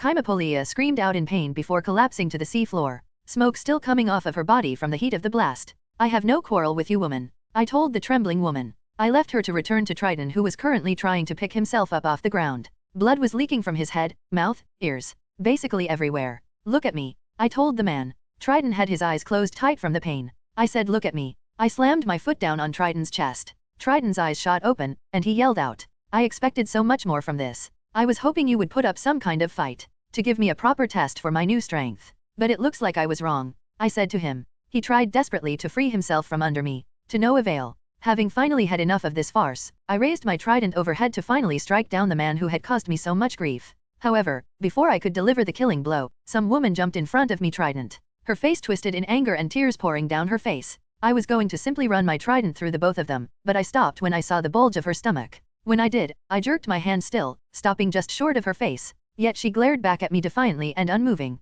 I was going to tell her to move when she suddenly spoke. You're him, right? His brother, she asked. I know what he's done. I know what you have lost. But please, please believe me when I tell you he didn't know. I swear to his father he didn't know. If he had known his dad was lying to him, I know Triton wouldn't have hurt your family. I know it. And I know you probably never will forgive him. But the one you should kill isn't my husband. It's his father. He's the one who sent you both on this path. He's the one who wronged the both of you. He's the one who wanted them dead. Not Triton. Poseidon is a greedy, horrible god of the sea. He doesn't care about anyone or anything unless they can be of use to him. And you know it. But Triton isn't like that. He cares about his people. He loves them and respects them and protects them, and they in turn love him and respect him. He is treasured throughout the seas, by all manner of creatures. Fish, fishmen, and humans. All of them. Please, I am begging you. If you cannot find it in your heart to spare Triton for being an unwilling ally, then please spare him so that his child doesn't have to know what it is like to grow up without knowing the love of his father. Please don't take my husband. The woman begged and pleaded for Triton's life,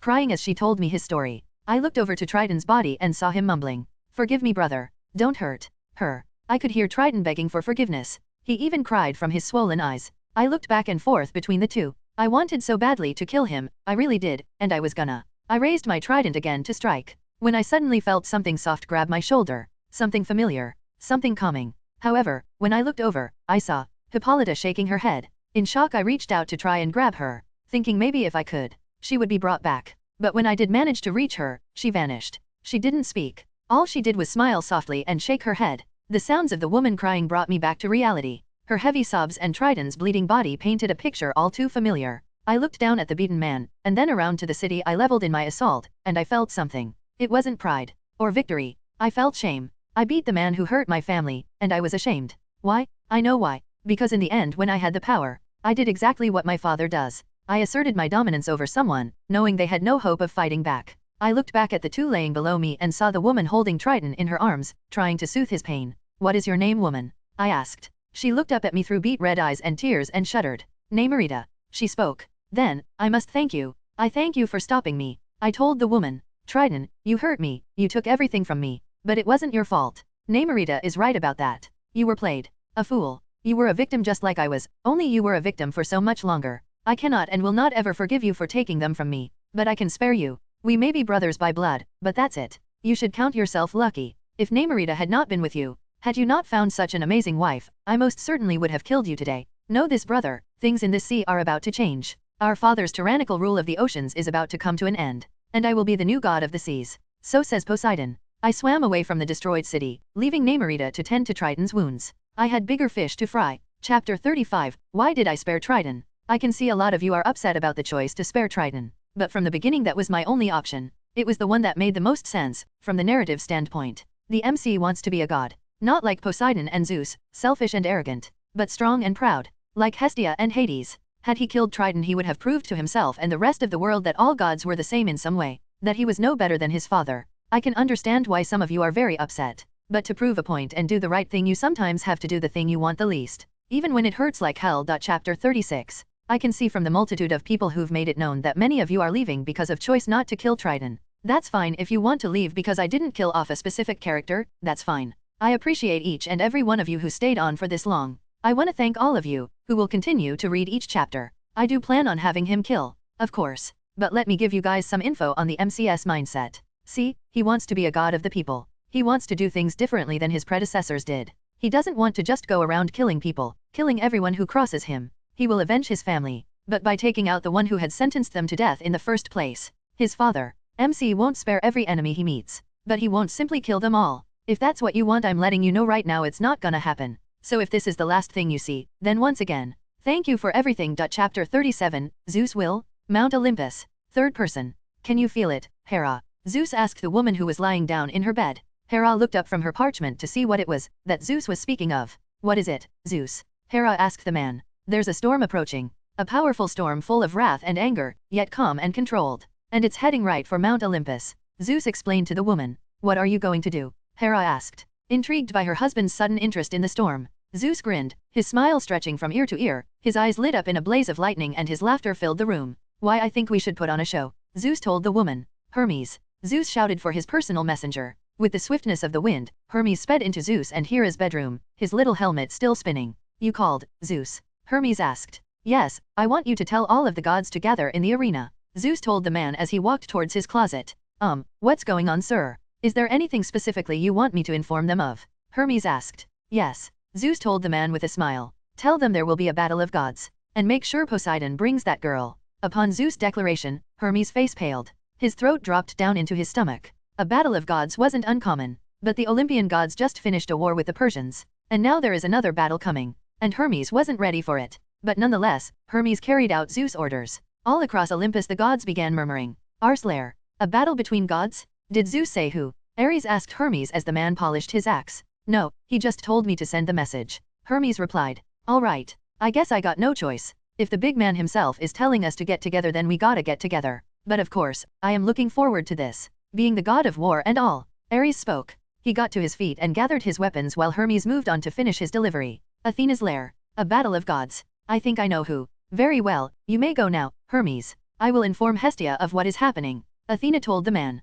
But Hermes went to refute the women, but upon seeing Athena's glare, Hermes decided not to speak. Artemis' lair. Okay, me and my daughters will be there. You may leave now, Hermes. I'm sure you're quite busy, Artemis told the man. She grabbed her bow and whistled for her daughters, the hunters of Artemis. Tartarus. Persephone. I'm heading to Olympus for a while, can you handle things here by yourself? Hades asked the woman. Persephone, who was playing with Cerberus, suddenly turned towards the man and threw Cerberus' bone right at him. Hades caught the bone and was set upon immediately by his guard dog. Cerberus tackled Hades to the ground and started licking him fiercely. Ha ha ha ha, okay, down boy, down. Hades told the giant three-headed dog. He grabbed Cerberus' bone and tossed it to the side, drawing Cerberus' attention away from him and elsewhere. Hades then got his feet and brushed himself off. Was that really necessary, dear? Hades asked the woman. No, but it was funny. Persephone jested. She walked up to Hades and kissed him on his lips before pulling away. Oh, dog breath. Persephone complained. Hades puckered up and started kissing Persephone all over.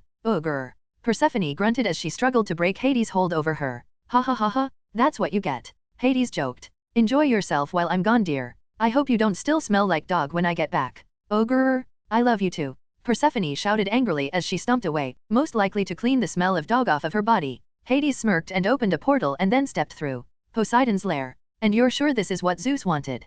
Poseidon asked as he watched his new toy. Yes, Poseidon. He wants you to come to the arena and bring the girl. He wants to put on a show for all of the gods. Hermes told the man. But why bring the girl? What could he possibly want with her? What does he stand to gain? Poseidon asked. I am not sure. Perhaps she will be a prize. Hermes suggested. No, she is mine to do with. I will raise her to be obedient and take her as my bride. Poseidon exclaimed. And if it's a fight Zeus wants, it's a fight he will get. Hermes nodded and quickly left Poseidon's chambers, leaving Poseidon to himself. Poseidon huffed as he got to his feet. He grabbed his robes and his trident and began getting ready. He then picked the small girl up and placed her in a cage. Poseidon made his way out of his lair and to Mount Olympus' main gladiator arena. When he arrived, he saw that every single god of Greece had shown up and that he was the last to arrive. Poseidon, how long has it been? You seem well, brother. Hades spoke to the man. What are you doing here, Hades? Have you come to give me what I am owed? Poseidon asked aggressively. Oh, my dear brother. I believe that by the end of this day you will indeed be given what you are owed. Hestia, who had come to the arena with Athena, Apollo, and Hercules, told the man as she approached him. Poseidon turned to Hestia and glared at her. He raised his hand and the ground started shaking. In response to his sudden aggressiveness, Hades, Hercules, Apollo, and Athena all stood in front of the man and began flexing their power. Hades summoned a pillar of fire, as did Apollo. Athena drew her sword, and her shield, and Hercules grabbed his mace. Poseidon disregarded his niece and his nephews, and instead glared at his elder brother. He knew in his heart that, while he could face Hades alone and possibly win, Hades was still stronger than him and would more than likely win any fight they had. It isn't nice to threaten our sister, Poseidon. Perhaps you should calm down a little. Hades told the man. Yes, Poseidon. It isn't time to fight just yet. Zeus told the man. After having seen enough, the king of the gods decided to finally step in. Upon Zeus' arrival, the gods immediately calmed down. Zeus, what is the meaning of this? Poseidon asked. Oh, Poseidon? I just thought that maybe all of the gods would want to see this amazing storm that is coming together. We could laugh and have fun and watch the battle. Zeus exclaimed. Grr, enough with the cryptic messages. What battle, Zeus? Poseidon shouted. He was tired of Zeus games. The ground started shaking and thunder and lightning clapped around the arena. Poseidon and the rest of the gods all turned their attention to the entrance to the arena. The little sleeping girl, Diana, awoke to the sound and cried out. Daddy, HRMMMMMM. Poseidon growled as he walked into the arena, the veins in his throbbing in anger. Chapter 38, Battle of the Gods. Third person. Monster God's Wrath. The arena shook violently. All of Olympus trembled under the wrath of Timaeus. Poseidon's eyes turned blue as did the rest of his skin. He dropped the crying, Diana, and she was snatched up by Hestia, who moved herself and Diana to the stands. Zeus smirked and teleported himself and Hera to the highest throne in the arena. He looked down at the Colosseum and grinned. His pride open for all to see. Sensing the tension, the rest of the gods also jumped away into the stands. Some of the weaker ones like Dionysus struggled to breathe under the wrathful aura of the two sea gods. That thing feels like Lord Poseidon himself. Dionysus mumbled, sweat dropping the wine god's forehead in droves. The gods watched as the two men stormed towards each other. P.O.V. First person. I strode into the arena, and the moment that Poseidon laid eyes on me, he dropped Diana and immediately turned blue and started walking towards me. I watched as Diana was taken by Hestia. I knew from that moment that she was safe, and that I didn't have to worry about her getting hurt. I then turned my attention back to Poseidon. I stopped a couple of yards from the man and glared at him. I thought about attacking him right then, but Zeus suddenly stood up and clapped his hands. It sounded like a bolt of lightning had struck down right in front of me. Hear me, gods of Olympus. This match will be to the death. Plain and simple. To the winner of the match, ownership of the girl. To the loser, death. Place your bets and hold on to your seats, because I know this is going to be quite the show. Zeus spoke. He was smiling the whole time. He seemed almost happy to. The gods in the stands all roared in excitement. I don't know how, but Zeus had suddenly become the officiator of our match. P.O.V. Third person. Poseidon and Timaeus both glared at each other in silence, both waiting for the other to make the first move, neither of them using their weapon. Zeus stood up and raised his hand and shouted to the stadiums. Begin. The moment Zeus' hand dropped, Poseidon and Timaeus, now going by Poseidon as well, both jumped at each other, easily crossing the 15 yards in between them in a blink of an eye and headbutted each other. Poseidon and Timaeus both grunted as their heads collided. The force of their collision sounded off like thunder and sent out a shockwave throughout the stadium that threatened to blow away nearly all of the gods. Such force. From a headbutt, Ares shouted as he struggled to cover his eyes from the wind pressure flaring around the arena. Kiyoa. Aphrodite shouted. She felt her body lifted up from her seat and suddenly started flailing around. Thankfully for her, Hades was able to grab hold of her and pull her back down without any kind of trouble. Thank you, uncle, Aphrodite said to the man. Never you mind, girl. I suggest you steel yourself. This storm is looking to be the biggest Olympus has ever seen, Hades told the woman. Aphrodite nodded and turned her attention back to the arena. Poseidon and Timaeus finally broke their contact, leaping back great bounds in a single step. The two men then lunged at each other again with their fists pulled back. The two men connected and then began trading blows.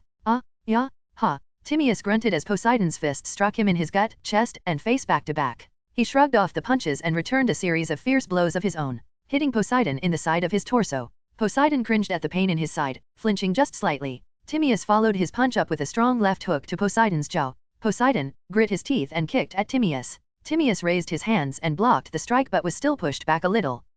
I'm still stronger, boy. Poseidon spoke, his words taunting and vile. Timaeus raised his fist and swung it at Poseidon. A wave of destruction rushed out from the point of impact and smacked Poseidon hard. The god was pushed back far, his feet dragging through the ground as he was, and hit the wall. A trail was left behind from where Poseidon had dug his feet into the ground to prevent from moving. That was quite an attack. Do you think Poseidon is finished? Dionysus asked. No way, they're still just testing the waters, Hercules told the man.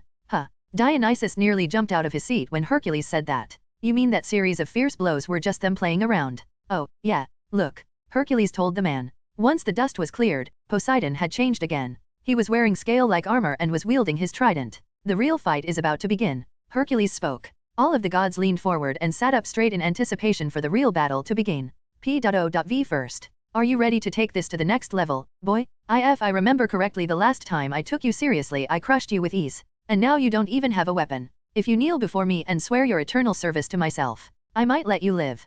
Poseidon spoke. His arrogance was nearly the same as Zeus. I growled angrily and raised my hand to sky. The clouds darkened and appearing in my hand was my new trident. Riptide. Bolts of lightning struck the trident repeatedly, the force of it making the trident glow. I looked over to see Poseidon glaring at me in a mixture of shock and anger, a perfect display of his unreasonable ugliness. Come, let's put an end to this familial rivalry. It's time for Poseidon to bow out. There's a new god of the sea, and that's me, Poseidon. Chapter 39, Surprise Attack. Poseidon falls? POV. Music insert. Crash fit for rivals. Poseidon and Timaeus both glared at each other, both men gripping tightly their tridents. Timaeus took the first move, breaking out into a full sprint towards Poseidon. When he hit his stride, he jumped into the air. He raised his trident over his head and gripped it with all his might. Poseidon raised his as well and readied himself to meet the man head-on. Sensing the coming danger, Zeus and Hades both raised a shield over the arena's stands. Timaeus swung his trident down at Poseidon with one of his quake bubbles covering the blade. Poseidon did the same, and as the two great weapons collided, an explosion overtook the entirety of the arena. Thankfully, with Hades and Zeus shield up, the bystanders and the rest of Olympus weren't blown away in an explosion that would have been enough to shatter a moon. Torrents of lightning and tornado winds erupted from the point of impact. Poseidon and Timaeus were both struggling to overpower the other. The ground below the two men upheaved itself from the force of their clash. Timaeus glared down at Poseidon with lion fangs, and Poseidon simply looked back at the man in anger. He wouldn't admit it, but at this point his hands were trembling slightly. Timaeus was still weaker than him, but he was strong enough, where if Poseidon wasn't careful, he could definitely lose. Arg!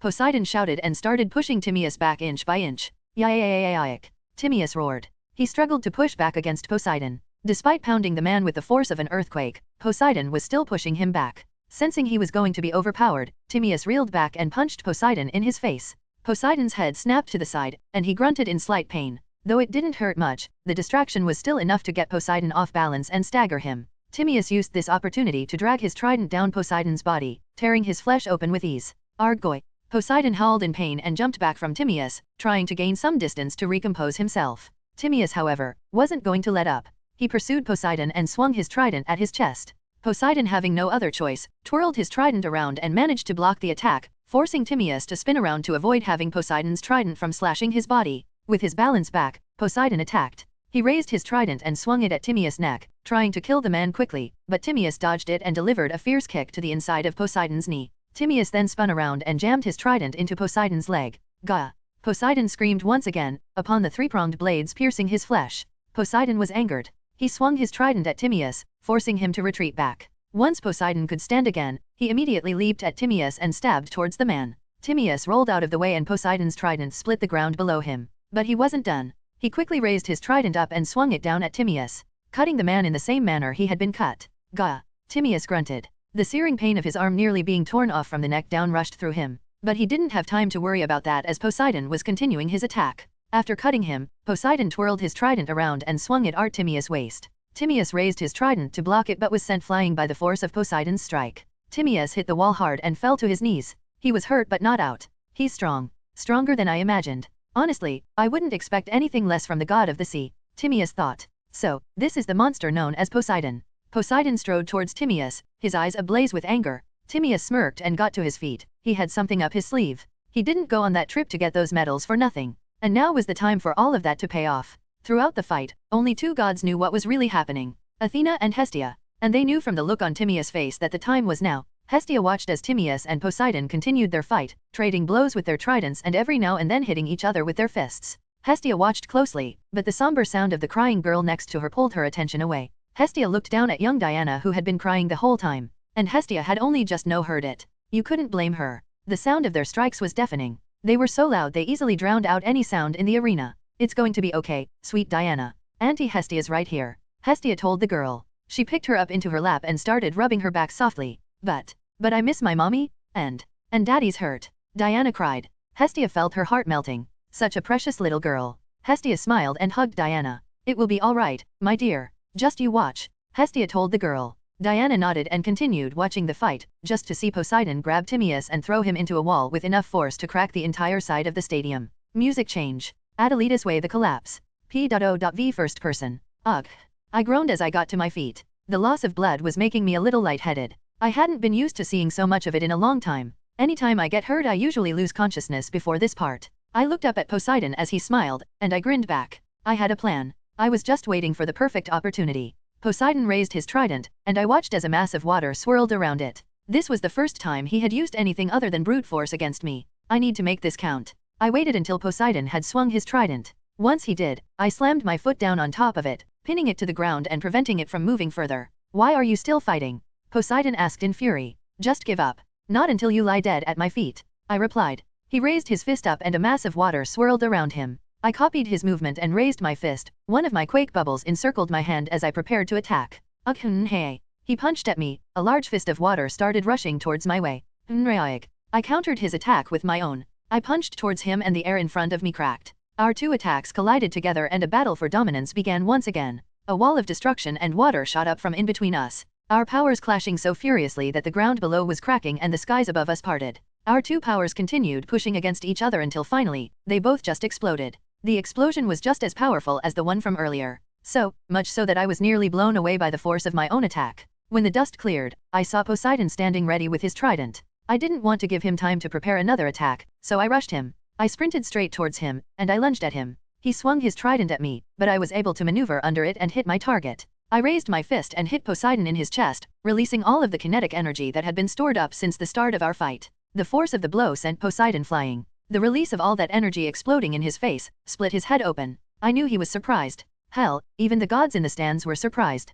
P.O.V. Third person. What was that? Dionysus shouted in shock. And he wasn't the only one, even Hades and Zeus were surprised by the blow that Timaeus delivered to Poseidon. It was kinetic energy. Athena spoke. Her words immediately drew the curious gazes of the gods towards her. What do you mean? Hades asked the woman. Did none of you have noticed it? That his clothing had been glowing brighter and brighter every time Poseidon landed an attack on his body. Each time Poseidon struck a part of his body it would glow, and every time it was struck it would glow brighter and brighter. Why? Because it was absorbing the force of his blows. It was absorbing the kinetic energy and storing it. And when Timaeus hit Poseidon just now, he released all of that energy right into Poseidon's face. Athena explained. So, Poseidon, Ares spoke, was hit by the combined force of his own attacks. Exactly. Athena exclaimed. But how? I mean, how does this work? Is it a special ability? Ares asked. That. Even I won't tell. Athena replied. She stared out over the stadium and watched as Poseidon struggled to get to his feet. The sudden and sheer amount of power behind his son's strike caught him off guard and more importantly, it hurt him.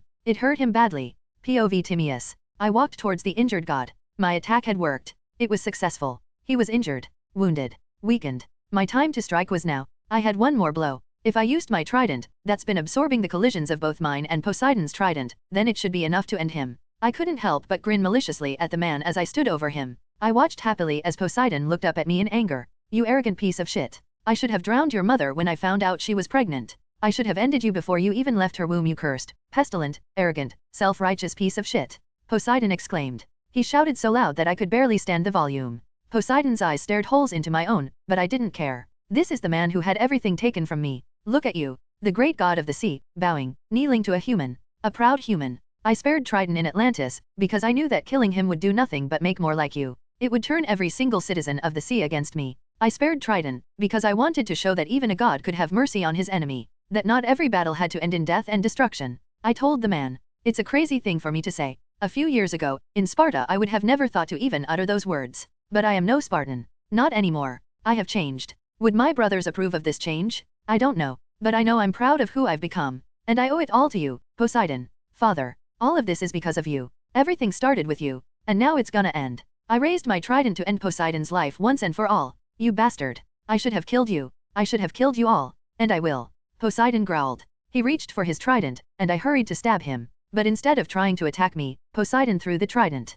I was shocked. My eyes followed it and I saw where it was heading. No. I turned around and raced as fast as I could to try and stop the trident, but I couldn't do anything, even one attack and I could kill her. He was aiming for my daughter. I slammed my trident into the ground and used the energy I had built up inside of it to expel me forward, faster, sacrificing my last trump card. P.O.V. Hestia. I watched as Poseidon hurled his trident at us. And I was shocked. He was going to kill me and the girl if it was the last thing he did. I reached down and grabbed Diana. The poor girl was so scared, all she could do was shake. I saw Hades across the stadium, jump to his feet and raise his hands. He was trying to save us. But it was too late, the trident was already in front of us. I closed my eyes tight and clutched Diana, trying to use my body as a shield for her. I prepared myself for the death blow, the sound of flesh tearing, and then, nothing? I opened my eyes, and my heart sank into my chest. Timaeus had used his body as a shield to protect us both. His face was contorted into pain, and he spit up a mouthful of blood. I felt the little girl in my arms jerk away and scream, "Daddy!" Chapter 40.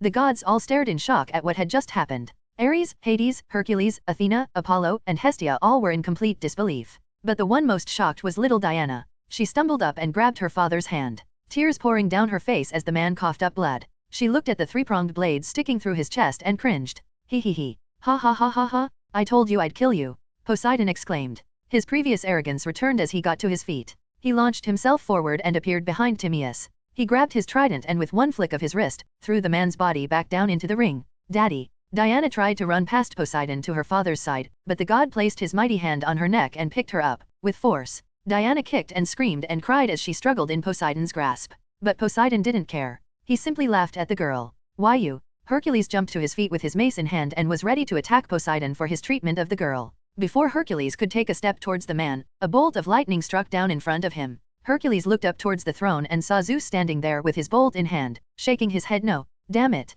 Hercules cursed. He grit his teeth and then sat back down. That's right, boy, sit back down. Poseidon openly taunted Hercules. The god of strength felt his blood boiling. He had known the pain of losing one's child. Hera herself had cursed Hercules and made him kill his wife and kids. It would seem, Poseidon won after all. Zeus spoke. What did you expect? He is one of us, Hera told the man. Her amusement upon Timaeus' death shone upon her face. Let me go. Diana screamed. She kicked and clawed at Poseidon's strong hands, but only served to hurt herself in the process. Poseidon sneered, taking delight in the little girl's frantic motions. His position and authority over her cemented firmly. Let her go, Poseidon? You're hurting her, Hestia shouted. She was red in the face and angered far more than she had ever been by anyone. Hestia, you heard the terms of the battle. A fight to the death. The loser would be dead and would be known for all of our history as a loser. And to the winner, the little girl. He knew the terms and I won. This all fair, Poseidon told the woman. He leaned down and grinned in the woman's face, his rotten fish breath making her wince. Let go of me. Let go. Diana managed to swing her foot up and kicked Poseidon right in his open chest wound, making him yelp from the surprise shock that ran through his arm. Poseidon growled in anger and squeezed Diana's neck so hard that she couldn't breathe. You little bitch. Poseidon threw Diana hard into the ring. The poor girl landed and twisted her ankle. Ah, it hurts. Daddy, it hurts. Diana cried. She held on to her hurt foot. Zeus, surely this has gone far enough. Hades spoke. He glared at Poseidon, reaching for his bident while doing so, but Zeus said nothing, and Hades hated it. Poseidon once more grinned, looking dead in Hades' eyes and taking delight from his anger. Poseidon hopped down into the arena and started walking menacingly towards the little girl, licking his bloody lips as he approached his prey. At first, I was going to raise you, train you, make you the perfect obedient bride, but you have caused me more trouble than you're worth, girl. And now, I think I'll just kill you. Doesn't that sound fun? Dying along with your miserable father, your sorry brother, and that ugly worthless whore you called mother. Poseidon attacked the girl's family aggressively, making her cry more and more as he approached.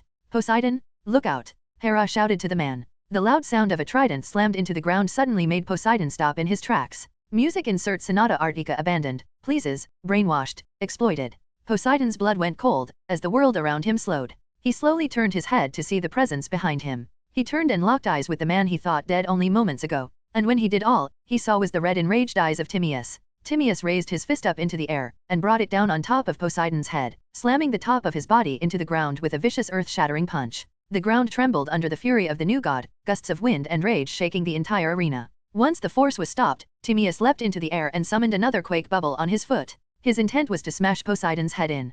Poseidon coughed up a mouthful of blood, as he pushed himself up off the ground. He then looked into the sky and saw Timaeus hurtling straight for him and rolled out of the way at the last second. Poseidon quickly jumped to his feet and rushed Timaeus. Raiac. Poseidon swung wildly at Timaeus with his trident. But Timaeus parried each strike easily with his own. I will end you. Poseidon screamed. He raised his trident over his head and swung it down at Timaeus. Timaeus raised his trident up to block. The moment Poseidon's trident collided with Timaeus, it snapped in two. Poseidon gasped in shock as he watched his prized trident, ripped apart like a piece of wood. However, before he could mourn the loss of his trident, Timaeus ran his own through the god's stomach. Poseidon stared into Timaeus' cold eyes in fear. He trembled horribly as blood poured out of his mouth. That was for my daughter. And this, Timaeus spoke. He drove his trident forward with tremendous force, pushing Poseidon off of it and throwing him high into the air. Is for my family. Timaeus raised his left arm across his chest and summoned a quake bubble. He readied himself for Poseidon, readied himself to deliver the final blow. Poseidon looked down at the man in absolute fear, his blood pouring out of the massive holes in his body, tears running down his face, and snot pouring out of his nose. He was reduced to nothing more than a babbling fool, unable to move or slow his descent in any way, only able to watch in fear as his fate drew closer and closer. His life flashed before his eyes, and in that moment, he realized how truly wretched he was, and how he wasted so much time doing nothing. For Timaeus, his whole life played in front of him again. Everything from his time in Sparta, to meeting Theseus, to now, fighting not only for his life, but his daughter's life as well. Music 430. The muscles in Timaeus' arm expanded, and grew 3 times their normal size, which they were already huge to begin with, and Poseidon gasped, and watched, in slow motion, as Timaeus swung his arm towards him. Timaeus swung his arm with all of his might and slammed it right into the side of Poseidon's chest. The air cracked and a large wave of destruction rushed straight into Poseidon's body, forcing him to vomit blood all over himself. Timaeus roared. He continued pushing his fist deeper and deeper into Poseidon's body. The distortion in the air grew larger, larger than the height of the Colosseum. The wave sprung out and leveled the entirety of the side of the Colosseum it was facing. Timaeus roared. He gave it all of his might. One last push into Poseidon's gut and tore the god in half. Once the dust settled and the gods managed to pull themselves back up, they all looked down into the arena in shock. Timaeus stood up, bleeding heavily from his chest wounds, but nevertheless he stood victorious, over the severed body of the once proud god of the sea, Poseidon. His essence leaving his body and flowing into Timaeus. Timaeus heaved heavily. He grit his teeth and raised his trident. He shouted to the heavens his victory. His trident held high and proud. I am Poseidon, god of the seas, storms, and earthquakes. Do you hear me? He exclaimed. I hear you, Poseidon. We all do. Welcome to Olympus, brother. Zeus spoke. He grinned down at the arena, his blood pumping and boiling from the exciting bout. Timaeus stumbled, his body growing heavier by the moment, but not too heavy for him to walk to his destination. He marched slowly to his daughter, who had been thrown into the arena. Slowly he walked, his smile growing wider and wider as he drew closer. Diana looked up in tears as her battered father stood over her. Timaeus leaned down and wiped away the girl's tears.